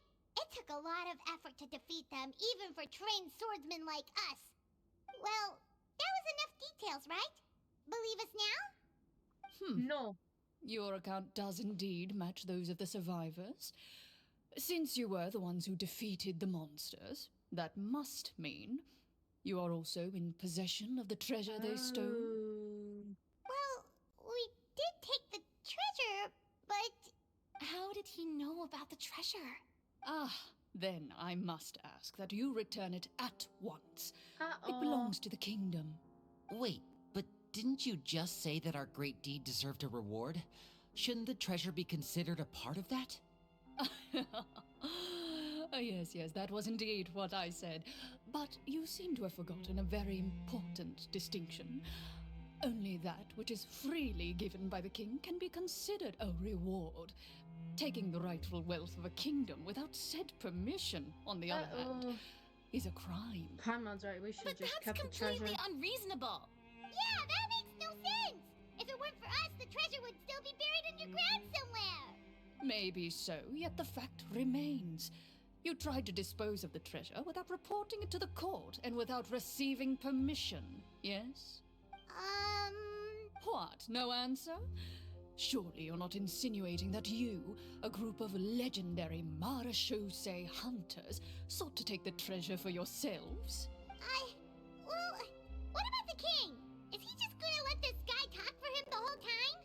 Clad in his magnificent robe, the king remains seated, with his hands resting on either side of the throne. His posture is rigid and unmoving. He stares forward with an empty look in his eyes, completely unmoved by the events before him. From the look of things, could the Prime Minister be the evil sorcerer? Or could both the King and the Prime Minister have fallen under the evil sorcerer's control? I would like to observe the number of guards stationed in the hall. The guards in the palace appear fully armed, their expressions solemn. Sensing the tense atmosphere in the room, they stand at the ready, each with a hand placed upon the hilt of their sword, as if prepared to draw their weapons and surround you at a moment's notice. Well, there goes my plan to turn the whole place upside down, I guess. It appears we've been visited by nothing more than a group of ill-intentioned imposters. What a pity. Guards, take them away and throw them in the dungeons. Before I decide your fate, however, I must first determine whether you have any accomplices outside the court. Can't we try to slip away? Or maybe start some kind of riot? But if we try to fight the guards right now, don't worry. At least we figured out who's behind all this. Let's just play it by ear. If you're scared, Paimon, just hold my hand. You can have my hand too. Thanks, you guys. Like fun. You allow Think I was yourself to joking be with led you. away by guards surrounding you on both sides. It's only when you begin to feel drops of water falling from the dungeon ceiling and smell the stench of death and decay all around you that you finally realize you've stepped into a completely different world. Stay here and don't try anything funny. The guards lock the cell door and leave without looking back. Wait, sir! Your voice echoes through the dark hall, but the only response you receive is the sound of water dripping from the ceiling. No! What should we do now? Carve out a new path of fate with our own two hands, of course. I draw my weapon. You reach toward your waist, but find nothing there. You now recall that your weapons were confiscated before the guards locked you in the cell. The bag of treasure along with them. What about that knife I hid in my boot? When did you hide it in there? When I was thinking about digging a tunnel. Rejected. You failed to inform the GM of this course of action. Moreover, the guards would have conducted a thorough search before throwing you in prison. And the keys to the cell aren't anywhere to be seen? Correct. You don't even feel a lock hold on the cell door. Oh, well, there goes all our plans. Indeed. Huh? Why are you the one saying indeed? Because that statement holds true for me as well. This is where the script ends.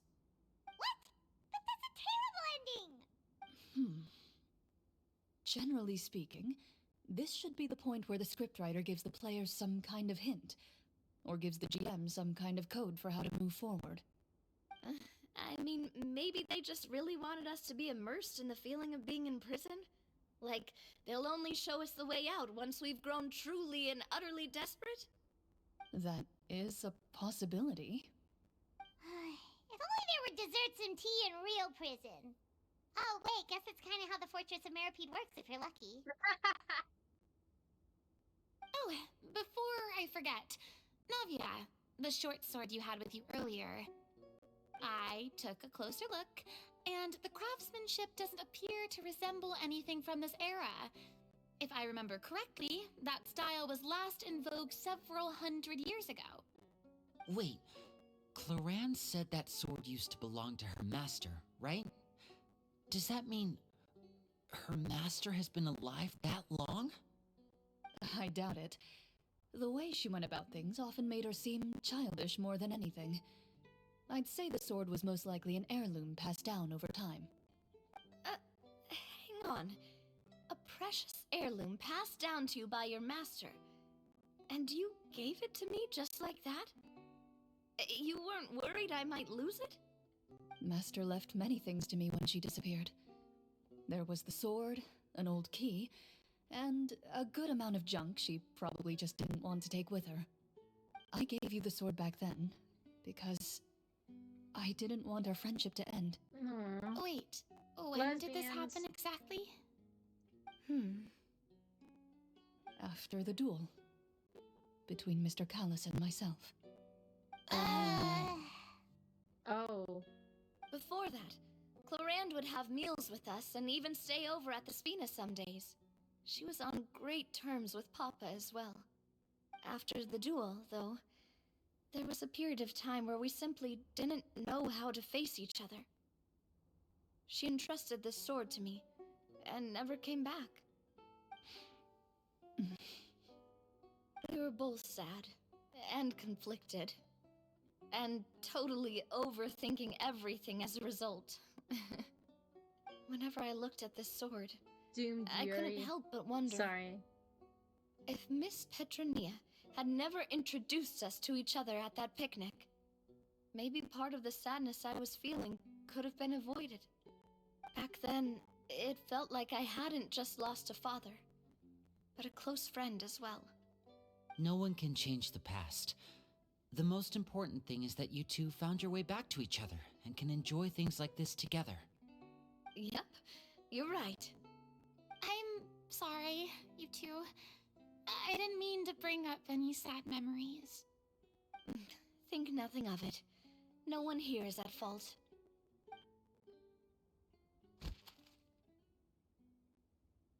What the hell? Huh?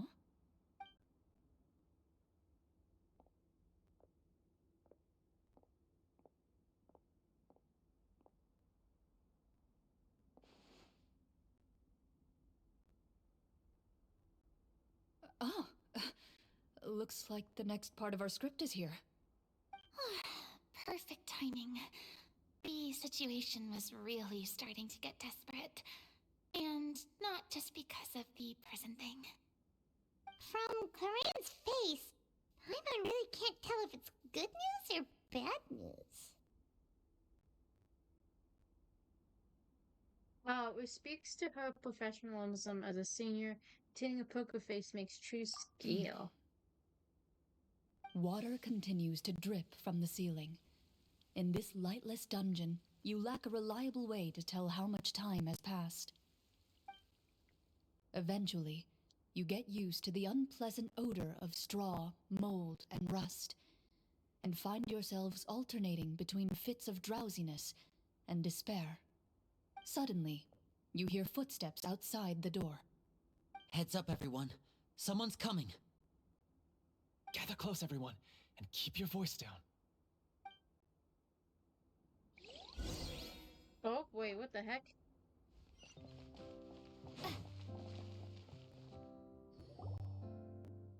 Who are you? I work as a guard in these dungeons, but my true identity is the same as your own. I'm also a Marechaussee hunter. Huh? Shh! I've already sent away the other guards, but if we make too much noise... I understand, but how can we be sure we can trust you? The king has issued a formal decree. In light of the irrefutable proof of your crime, you're to be executed before tomorrow's sunrise. If you want to escape, it has to be now. Executed? We barely did anything! Monsters appearing at the same location as the treasure. Could this entire thing have been a trap? There will be time for speculation once we're out of here. As for my identity, I have no way to prove that to you just yet. Infiltrating the capital was difficult, and finding a chance to speak with you has taken a lot out of me. I could go on, but I think we can all agree that now is not the time for details.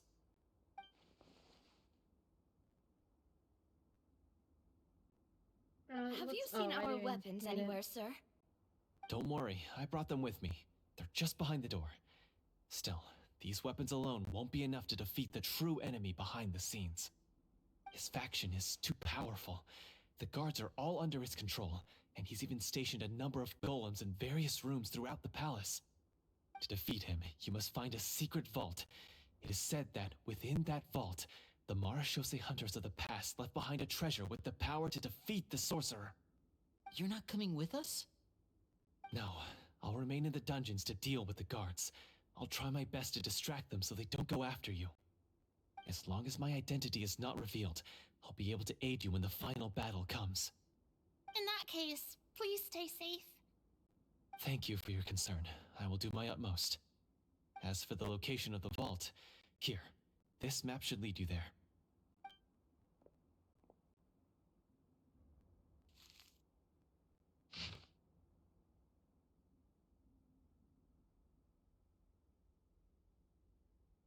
Got it.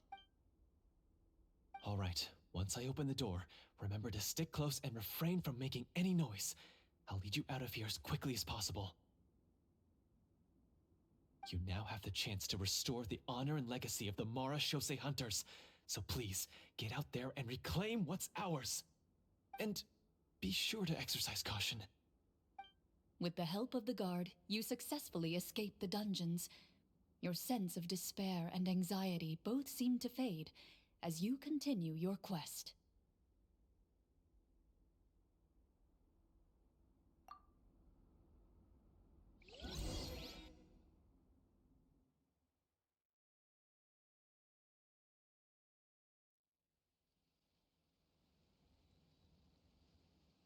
Wait, we didn't get to use our skills at all while we were in prison. Who knows when we're gonna get the chance to use that cool summon spell? That is a pity, but we can only continue to move forward. No way. Sorry, chat, I was just looking at something. Since when did they what?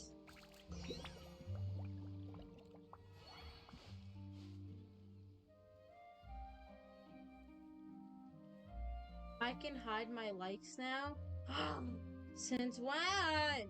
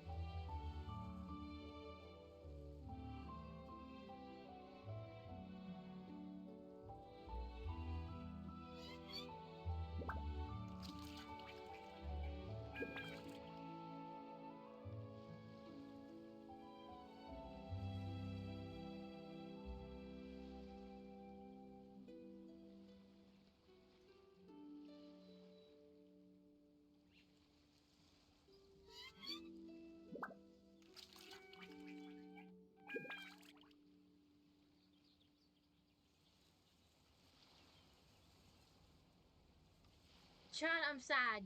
I'm losing my mind. I just opened up Twitter and they decided just to close, like, the like thing on there. So now, like, you can't even look at anyone's likes anymore. Like, I want people to know what I'm liking on Twitter!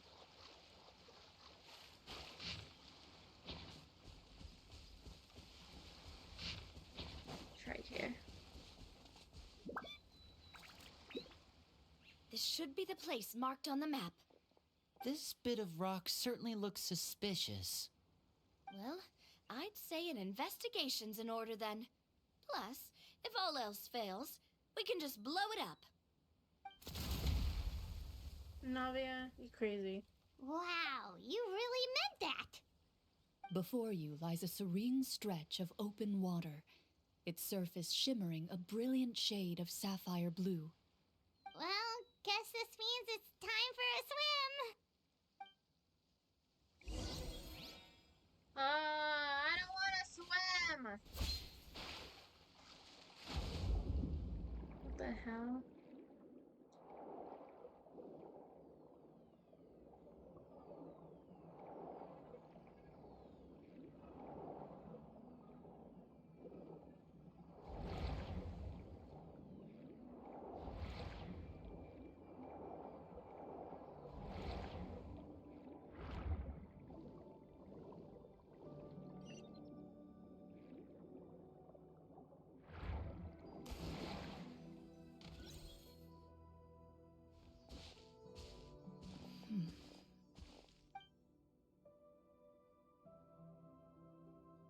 Oh, what's the matter?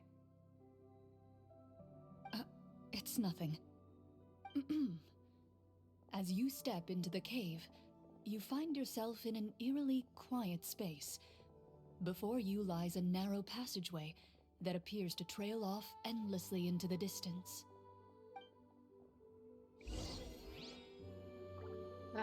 Go further in.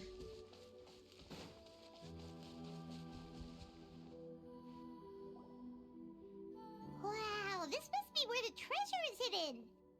But this door is blocking our way in. It almost looks like it's been here for quite some time. I've got to hand it to the tabletop troupe. They really went all out with the props. Huh. What have we got down here?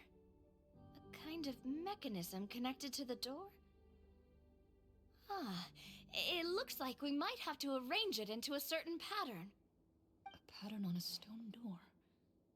That's something Master mentioned before. Is something wrong, Chlorinde? After a long, difficult journey, you finally arrive at the location indicated by your map. It appears to be an ancient site of some sort, where treasure likely awaits. Your surroundings are exceedingly quiet and serene, as if the secret that slumbers here has never once been disturbed. If you listen closely, you can almost convince yourself you can hear the sound of its calm, gentle breathing. That description makes Paimon feel kinda bad for disturbing this place. We're doing this for the sake of the people, to free them from the evil sorcerer.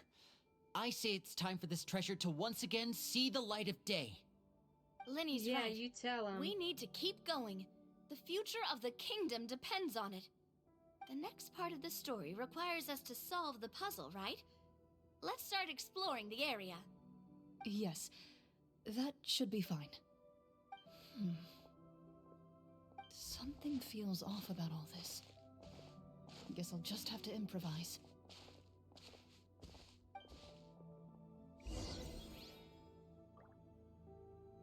Okay.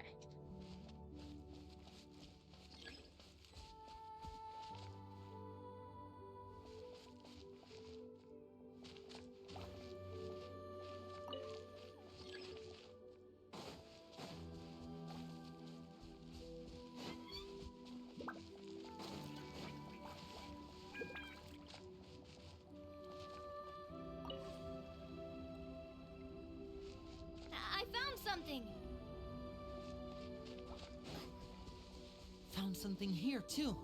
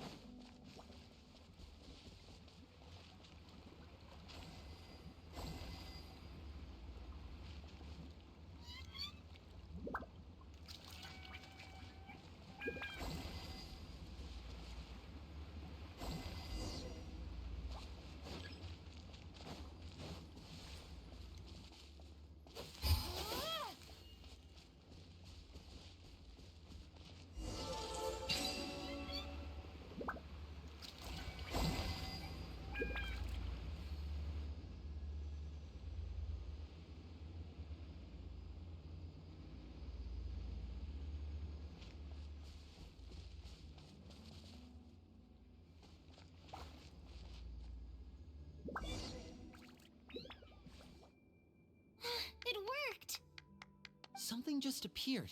Some kind of new mechanism, maybe? By solving the puzzles, you prove yourselves worthy of inheriting the secrets of the past. At the end of each puzzle, you're rewarded with With? a key. Oh, it must be the key to the big door. Huh? This is one of the Marechaussee Hunter keys that are passed down from generation to generation. It looks just like the one Master passed down to me. It is said that 4 keys in total are required to form the final, complete key. And it seems like we just collected 3 of them. That must mean... Huh? What's wrong? You hear a few strange noises. Suddenly, all the torches in the ruin go out at once. Huh? What's going on? Did we fall into another trap? For the sake of immersion, please close your eyes, everyone. Without the torches, the space is now completely dark, and you cannot see anything.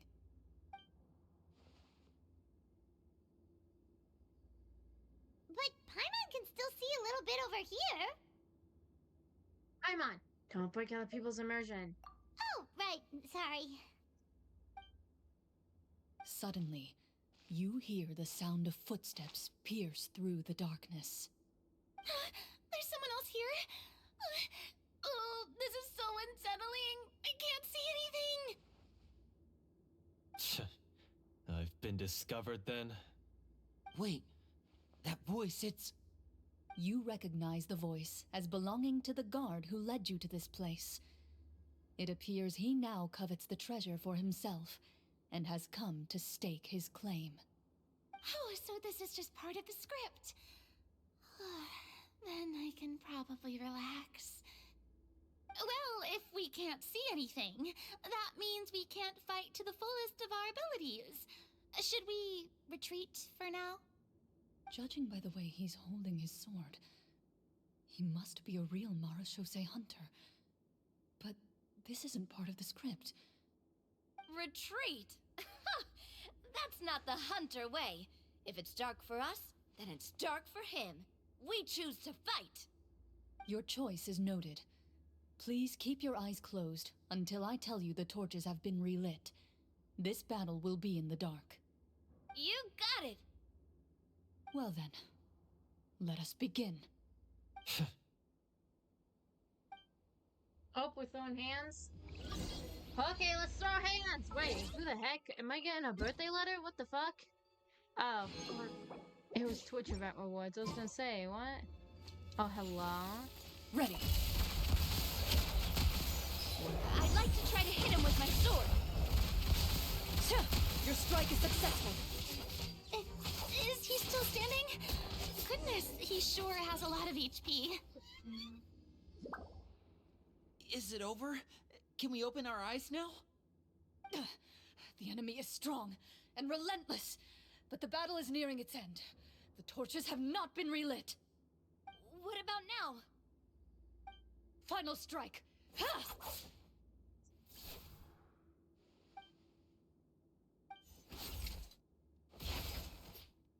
Ooh, slay, girl! Yay! Slay! Oh, well, did we get him?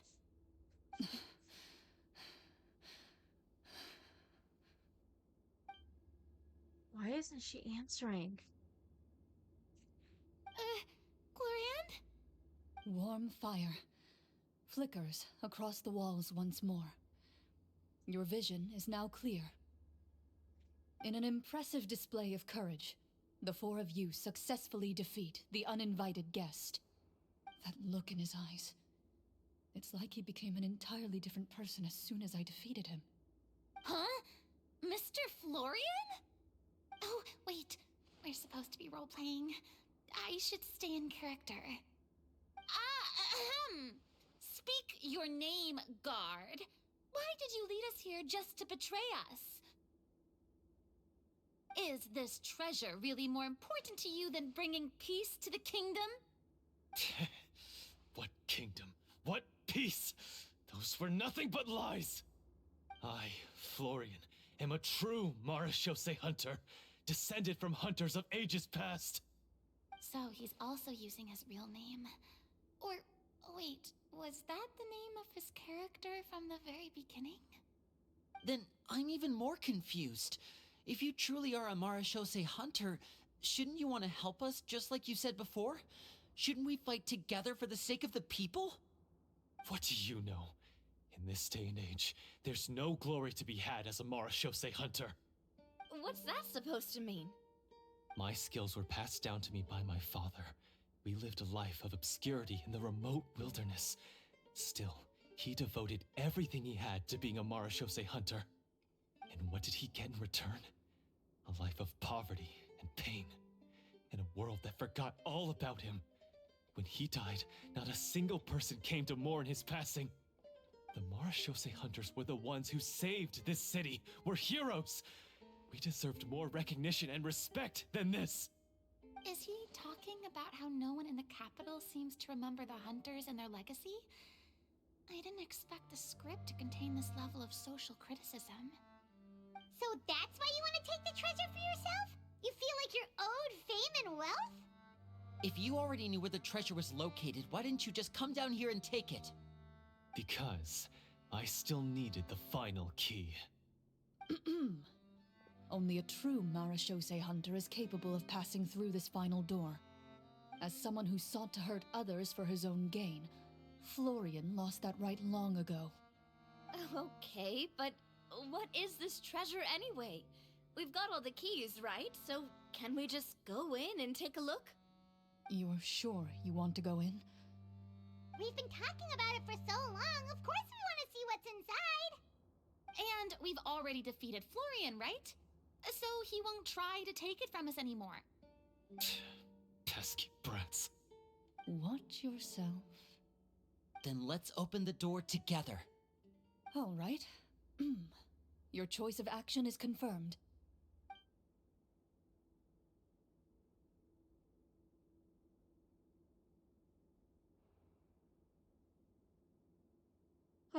Chlorinde takes out the keys from earlier and walks up to the heavy door. Without anyone noticing, she takes out her own key and joins it with the others to form the final required shape. Oh, Before fancy. you, the door to the treasure, sealed and undisturbed for more than 100 years, finally swings open. You hear the shrill wail of the door hinge as it rotates for the first time after years of disuse. Almost like a sleeping giant letting out an Little extended Hydro crystal yawn. Flies. You get the I missed impression fries. that the secrets buried behind this door might be just as heavy as the sound you just heard. It's open! Come on, let's go in! Paimon wants to see what's inside! Ooh. Ooh, me too!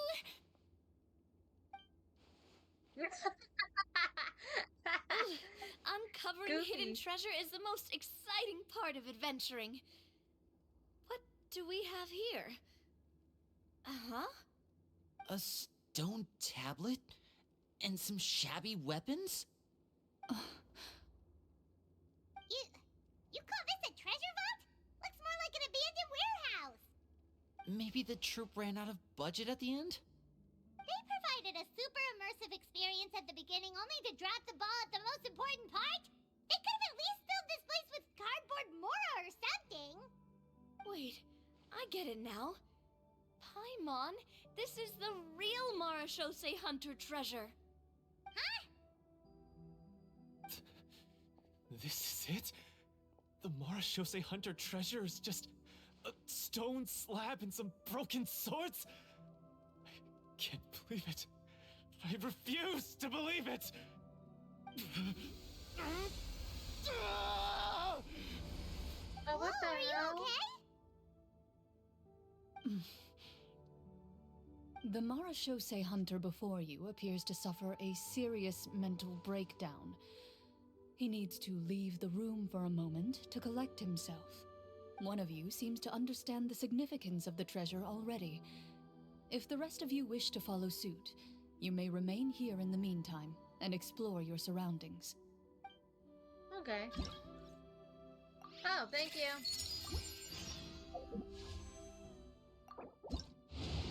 Mora. No!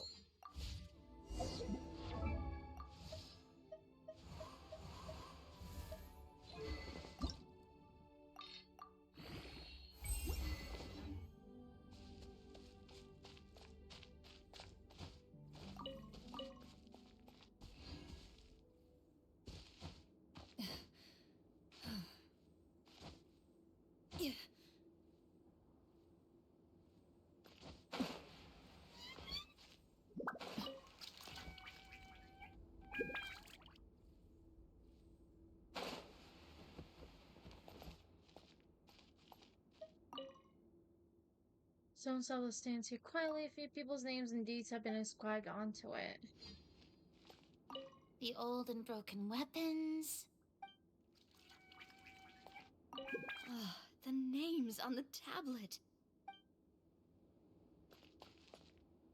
Ah, What is the treasure supposed to be? Walter.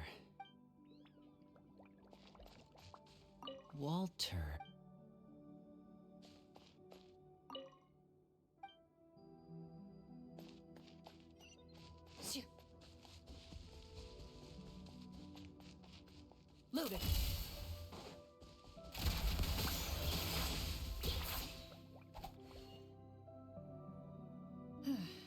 So, how are you doing? Feeling any better?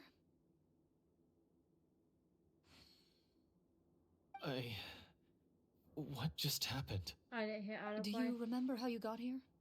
Or what happened to your body just now? I remember now.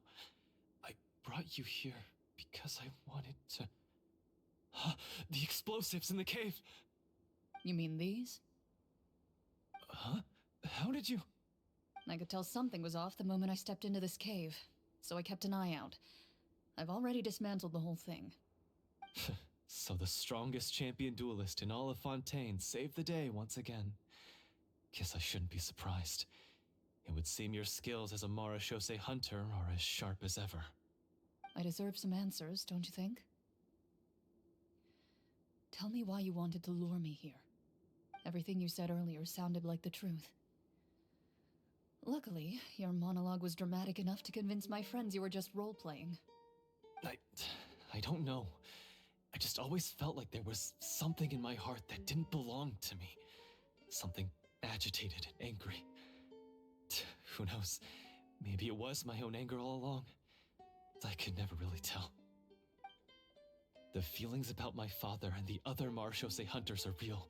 It just wasn't fair. I was angry, bitter that no one remembered them or praised their accomplishments. I don't know when it started, but at some point, my anger came to completely consume me. At that point, I remembered the legend my father used to tell me. The one about the treasure. But if the treasure was all you cared about, why plant all those explosives?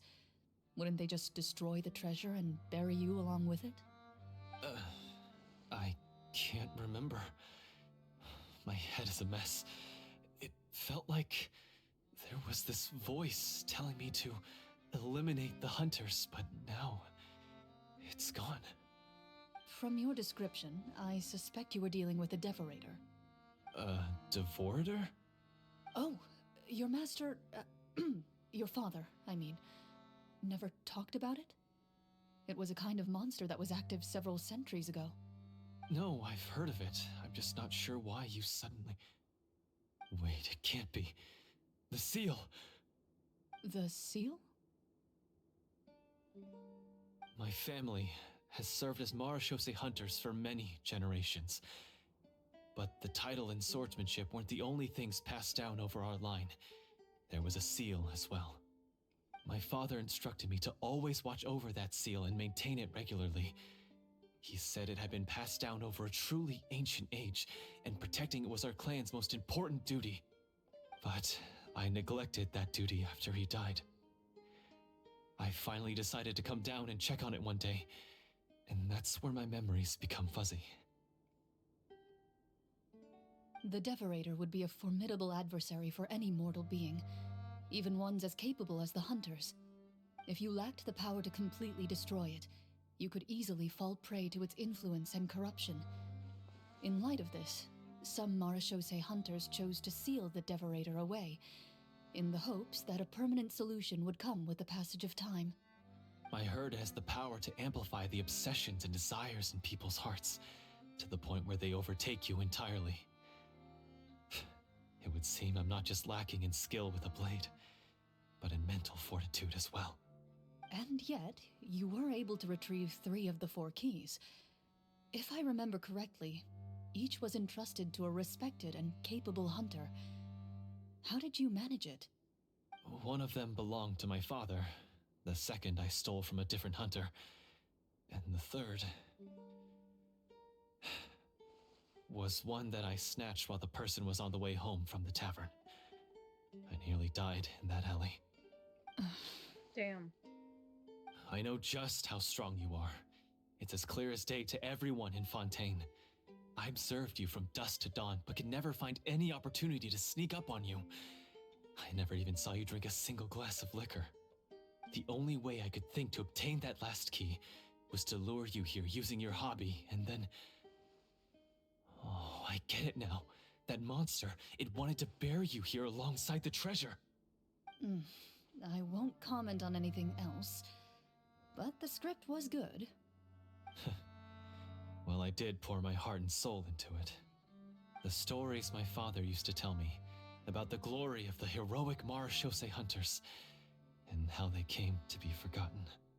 It's more than just a story. Huh? You're proud to be a hunter.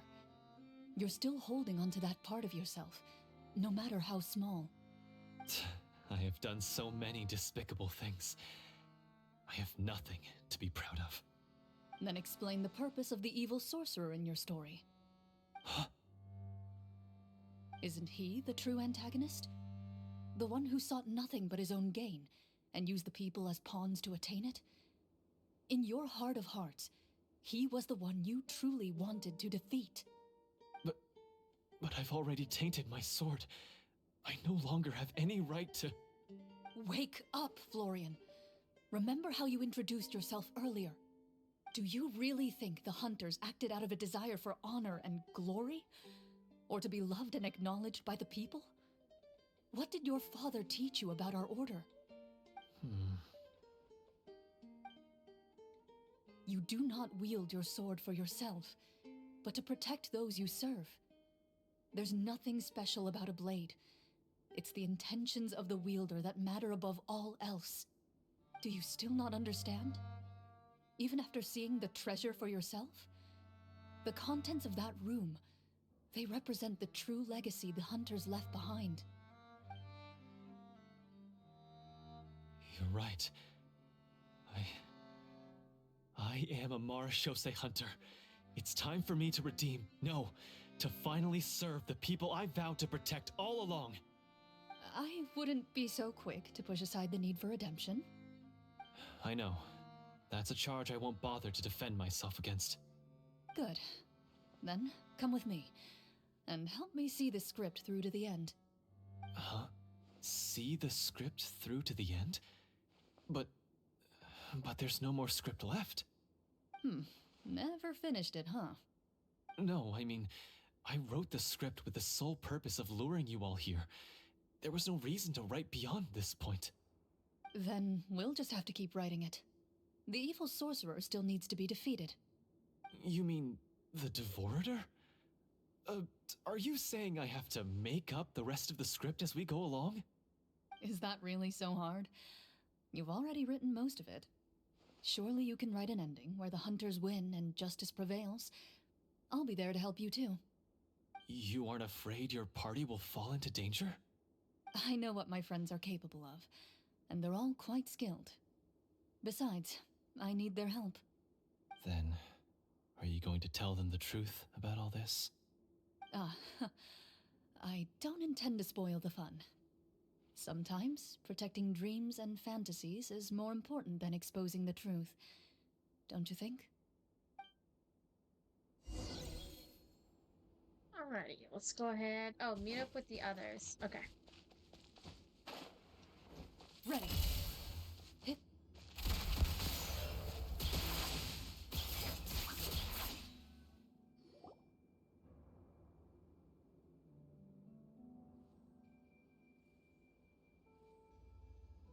They're back!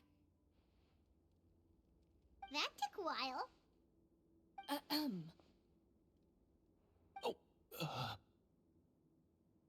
Ahem! My fellow Marashose hunters, please forgive me, for I have sinned. Tone it down. Sorry. After crossing swords with you and witnessing your courage in battle, I've rediscovered my true self and regained my pride as a Marashose hunter. Oh, do I smell a redemption arc? I confess, Me too, I was Farina. brainwashed by the evil sorcerer. He asked me to lure you here so he could bury you in this cave. That little... Wait, you're saying all of that wasn't you, but the evil sorcerer? That's right. He's adept at manipulating the hearts and minds of the people. I fell under his influence because I did not possess a strong enough sense of will. Huh. And how are you going to prove that you're a changed man? We're not going to fall for the same trap twice. To be perfectly honest, I only came to my senses after seeing the treasure. It reminded me of my father's past teachings. The treasure was actually... The names of all the Marashose hunters from ages past and their weapons? Wait, you already know? Of course. Don't underestimate a veteran role player's exploration skills. Oh, wait, I mean Marashose hunter Navia's exploration skills. We just finished reading through the content of the stone tablet. That tablet recorded the lives of some fascinating people. For example, this Marashose hunter called Est. She inherited the responsibilities of the Golden Hunter and passed judgment on many people. But in private, she had a very easygoing personality. Her favorite pastime was singing and dancing with her friends, and she was said to have a beautiful voice.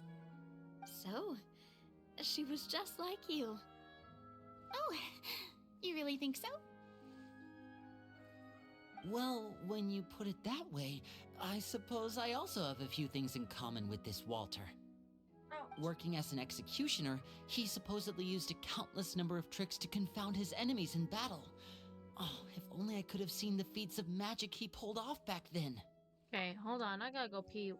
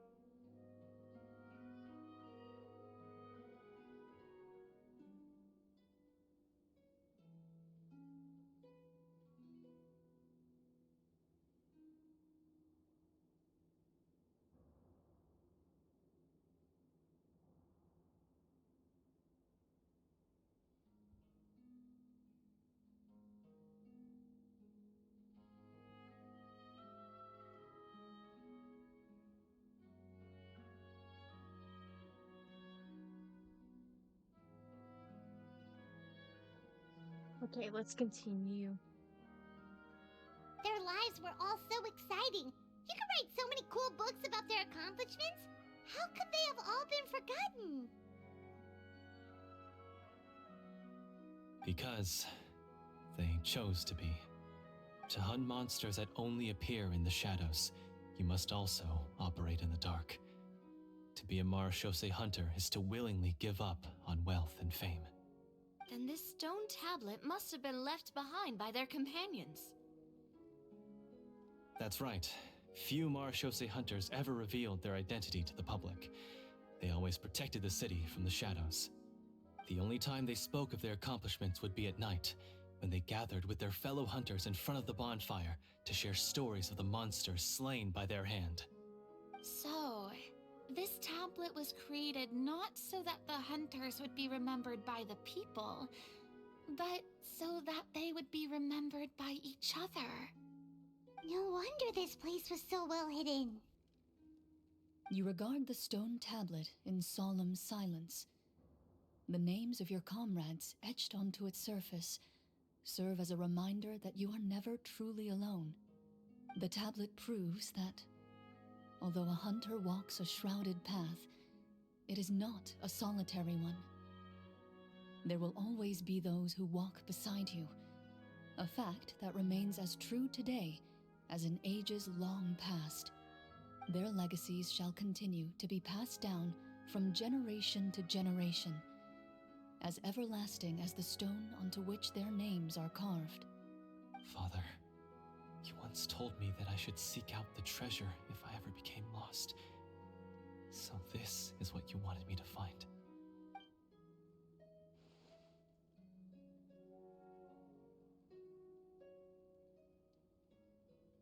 I've decided to trust you, Florian. I'd like to do an, I'm gonna say I'm gonna trust Thank you, my friend.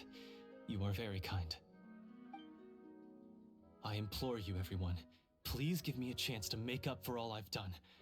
Allow me to fight alongside you and defeat the evil sorcerer that threatens the peace and prosperity of everyone in this kingdom. Well, I say we let you join. Sounds good to me too. Everyone makes mistakes. What matters is what you do to make up for them. I have no objections, but Mr. Florian, do you even know how to defeat the evil sorcerer? When he took over my mind, I gained some insight into his thoughts. Every time I thought of the treasure, he reacted with a strong sense of fear. Huh? He's afraid of the treasure? But there's nothing here except some broken weapons and the stone tablet. What if the secret's hidden inside these weapons? GM, permission to investigate.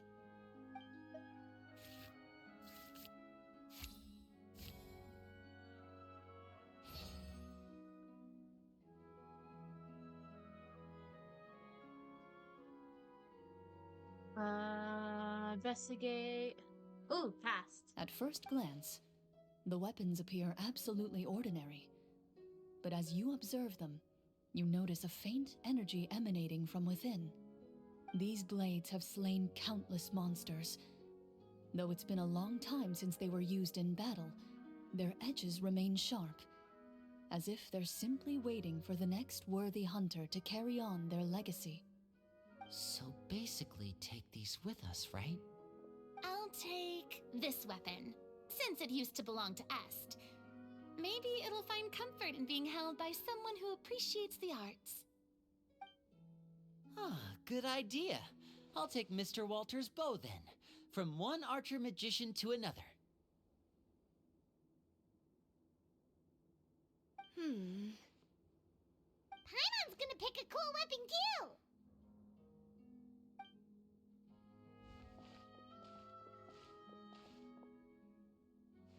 As you grip your weapons, you can almost feel the will of past hunters coursing through your being. It's a feeling of courage, determination, a silent vow passed down from generation to generation that says, eradicate the monsters, no matter the cost.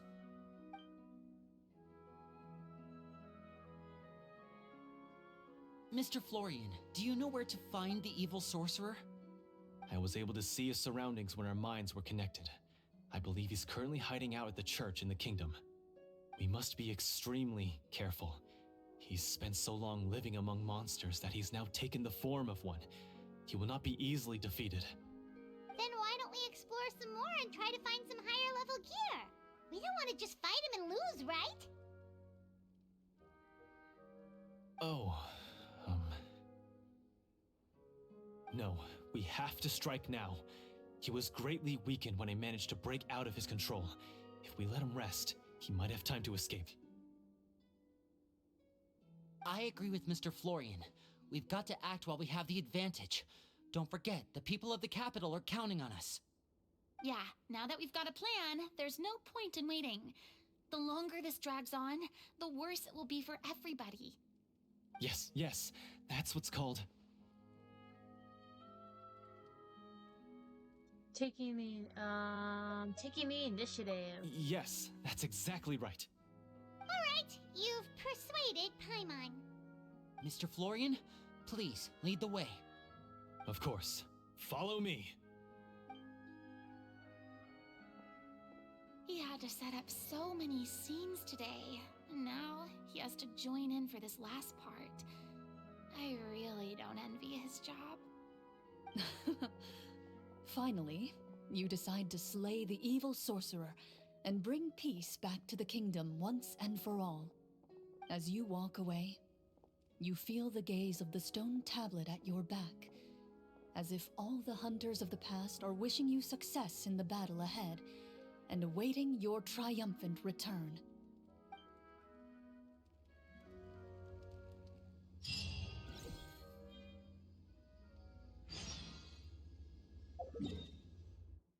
Okay, so what we have to do now is go to the church. Where's that at?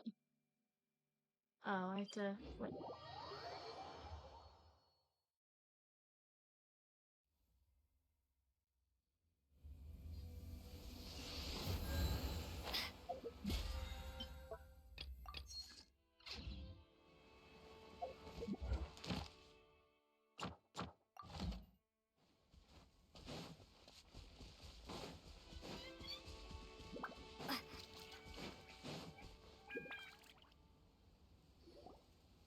Finally, you arrive at the church Florian described.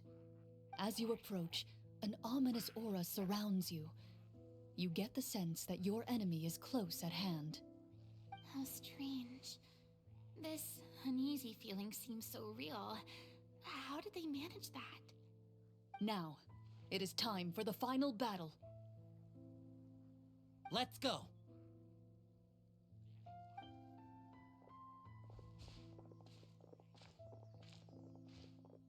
Florian, wait. What's wrong? I think you should wait outside.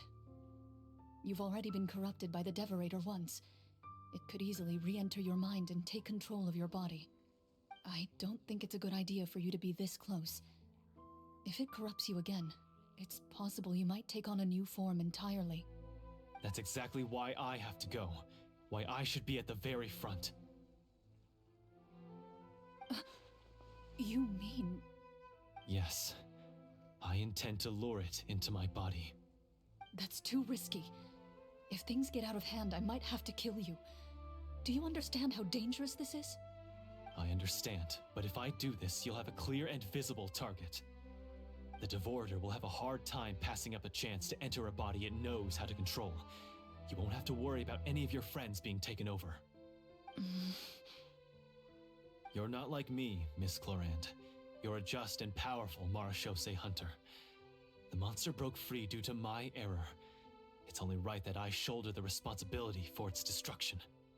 This is... something that I have to do.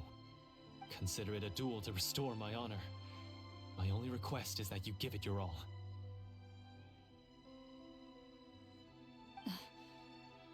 I understand. Yeah, no pressure or Then, anything. As a champion duelist, I hereby accept your request for a duel, and extend to you my most sincere regards.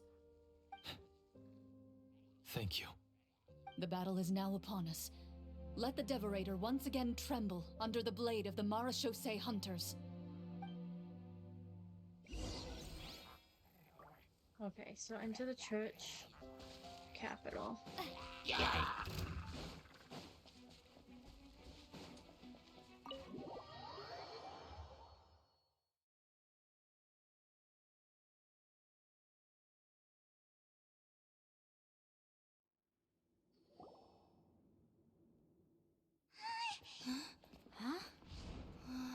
Ooh, cutscene time!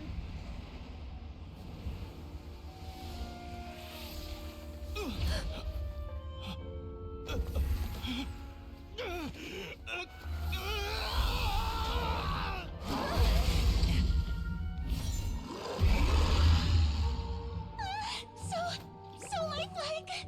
Ah, they wanna be!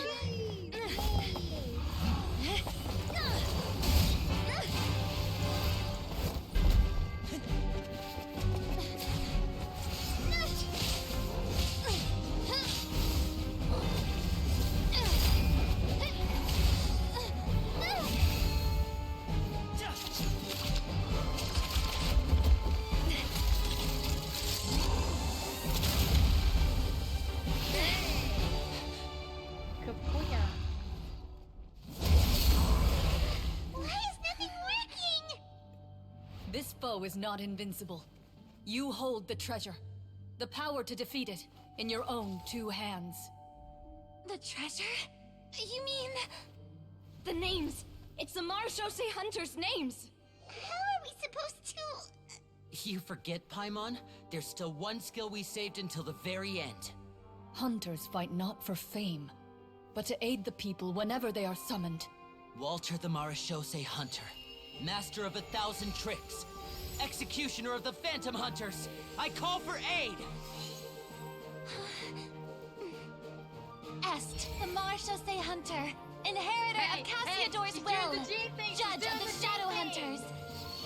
Answer my call! Like, she's doing Jean's ultimate pose! Petronia, protector of justice and order. The hunter I respect the most. Thank you for saving my friend, the best one I'll ever know. Please, lend us your strength!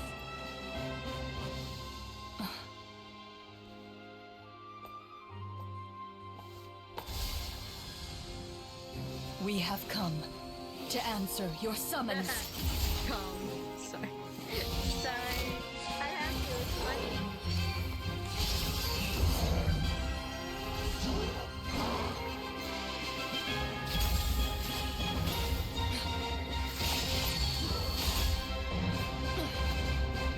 Yeah! Slay! And so, the monsters were eradicated, and the sorcerer was defeated. Peace soon returned to the capital. Those in the court, manipulated by the sorcerer, also recognized the errors of their ways.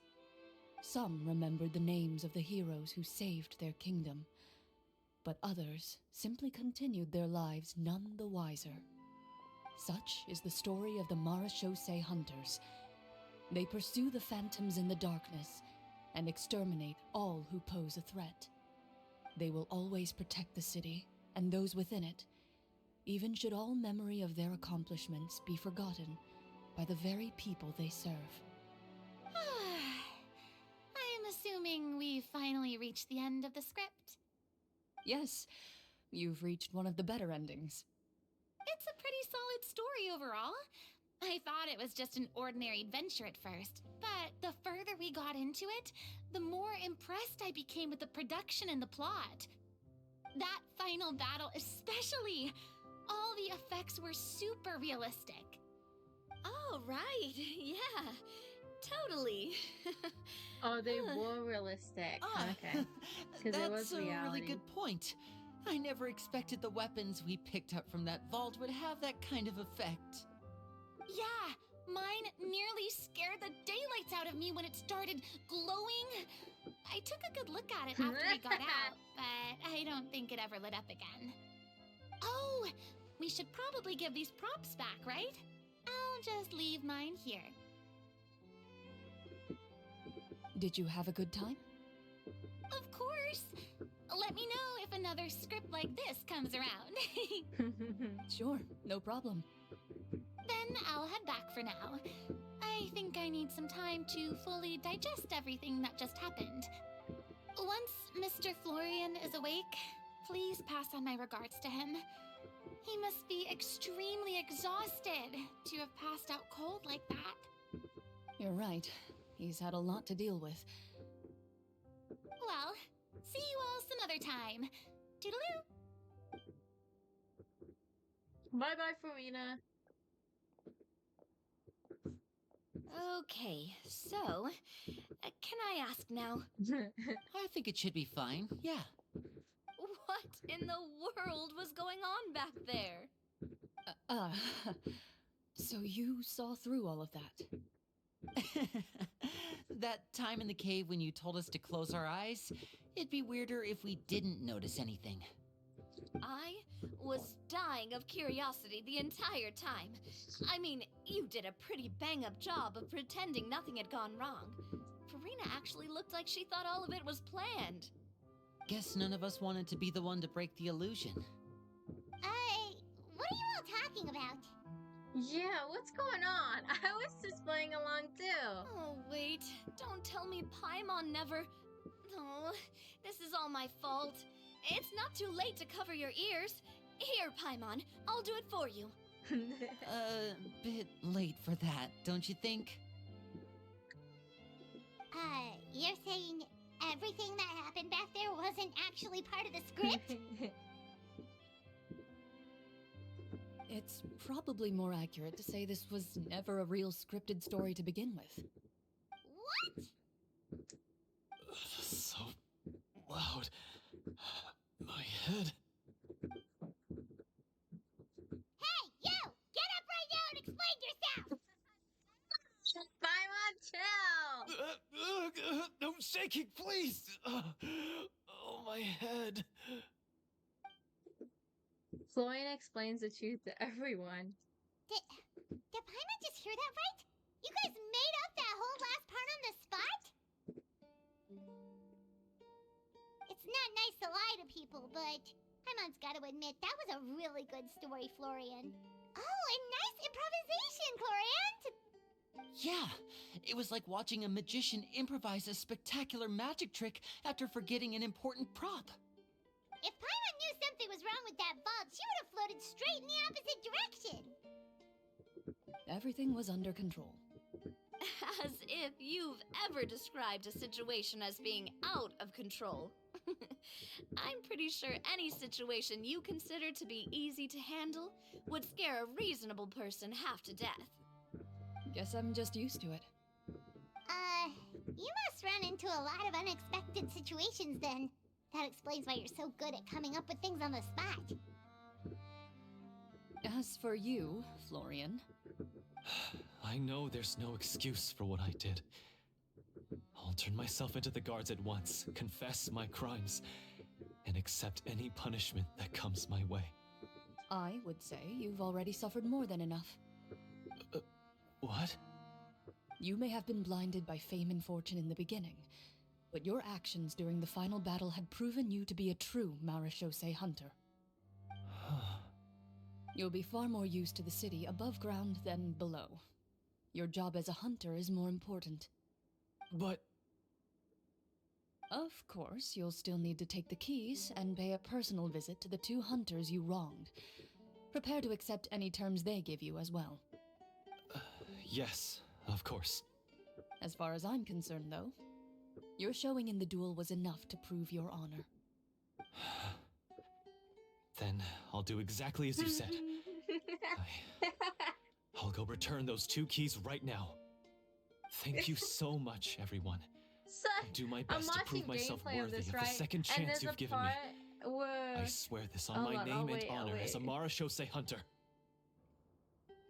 So there's a part, so there's like someone's doing a basically gameplay on this, and for like part of the story quest is like a crab on the table dancing because it glitched, and it's just staring at Farina.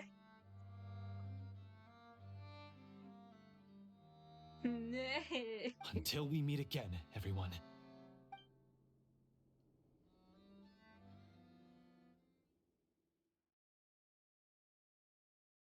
Oh, you exit the basement shortly after Florian.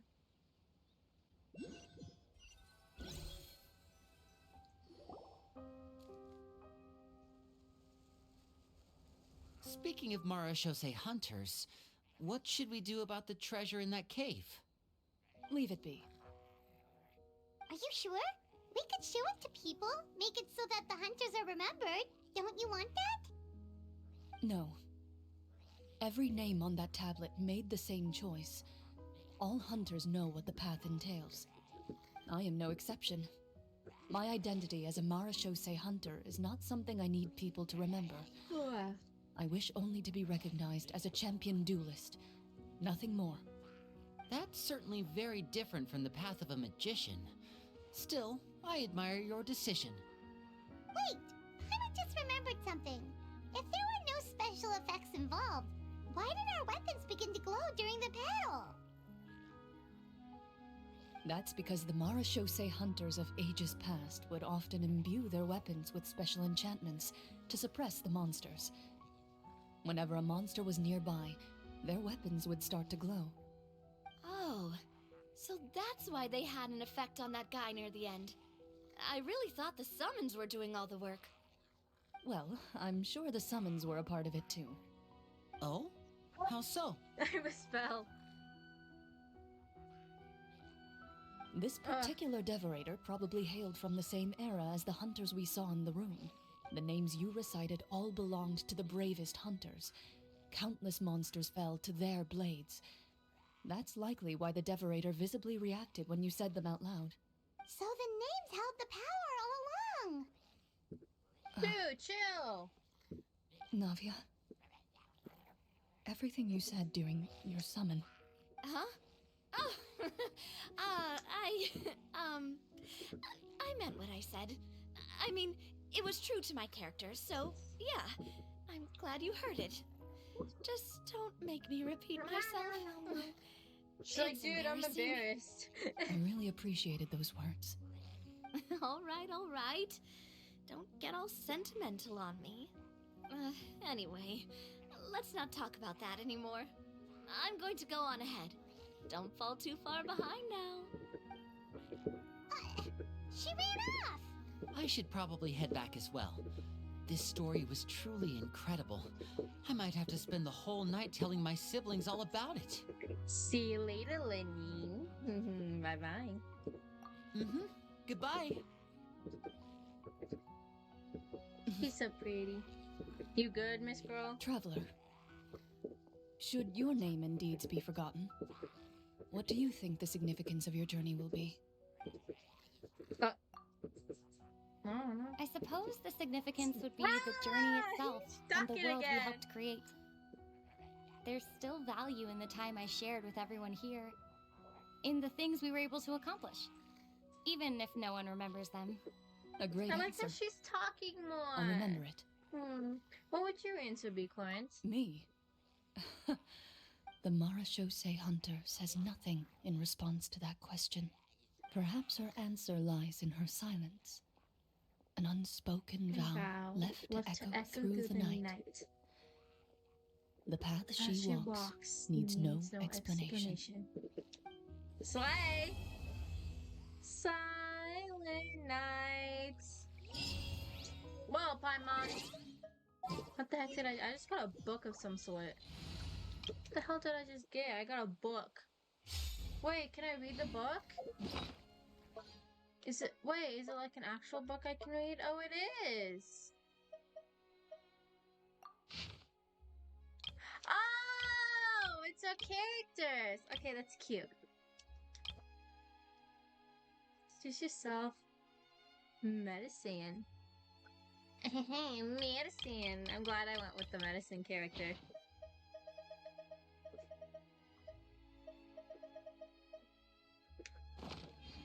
Okay.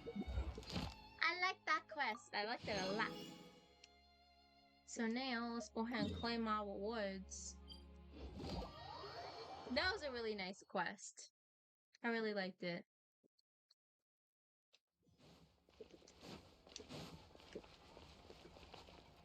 You're not it. I need Catherine. Ad Astra. Are you a vampire too? Thank you for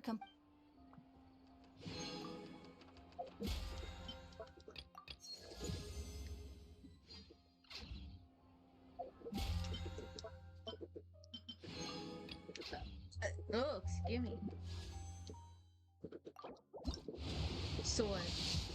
No, I don't want you. Damn it. In a trade war, What? Stop yapping.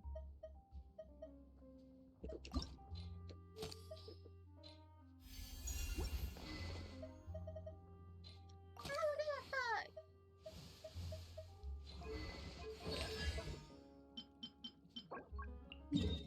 Hunter leaves. Shut up! Ning Wong! For the love of God! Stop yapping.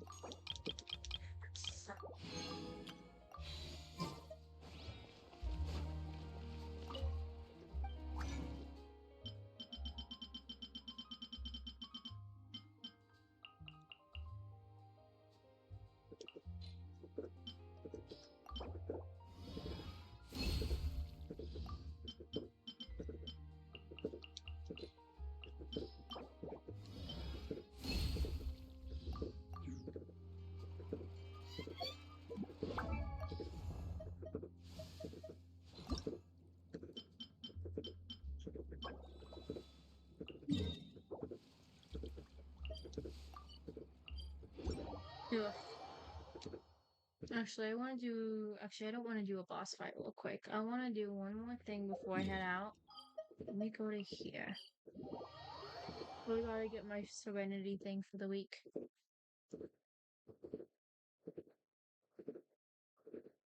I think I'm probably gonna end stream soon. I This still have to road. get up early in the morning.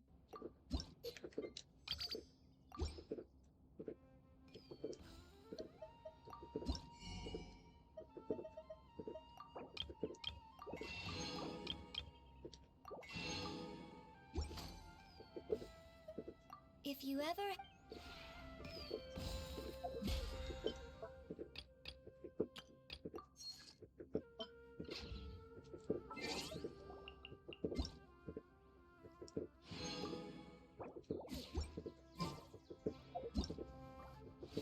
I already did all that. Did my test runs, did that, and then I just completed that.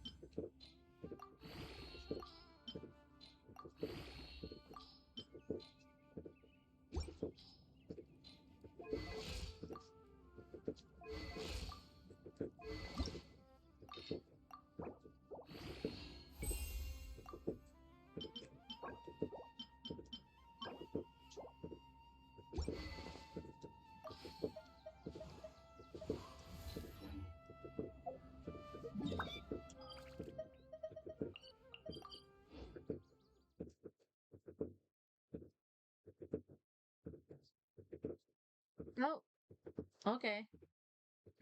The hell? That's weird. Okay, you know what? That gives me the opportunity to just log out of the game anyway. Oh, sorry, I kind of just smacked my mic. Anyway. Sleepy. I gotta go to bed. Entire chat. Anyways, I hope y'all enjoyed the stream. I do want to stream tomorrow. But after tomorrow, I won't be streaming for like about a week because I'm on vacation. So I'll kind of like put out, like a announcement. Hey, I'm gonna be on vacation. I won't be able to stream. You know, blah blah blah. This is when the next time I'll be able to stream type thing. But I'll kind of talk more about that tomorrow when I stream again. I will probably I'll probably stream. I want to stream Honkai again. Um, I'll probably do that. But other than that, I hope y'all enjoyed the stream. Kind of just chilling, doing my own thing. You know what? Hello? No. Get. What am I?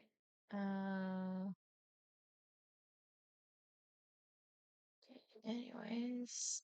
What was I gonna say? Oh, I'm gonna do this. Dun, dun, dun, dun, dun, dun, dun. Okay. Oh, that's not what I wanted. Do that. Alrighty. And yeah, I guess I'll see you later, chat. I do want to stream tomorrow. Hopefully I do get the chance to. But yeah, anyway, I hope y'all enjoyed the stream. Bye-bye, chat.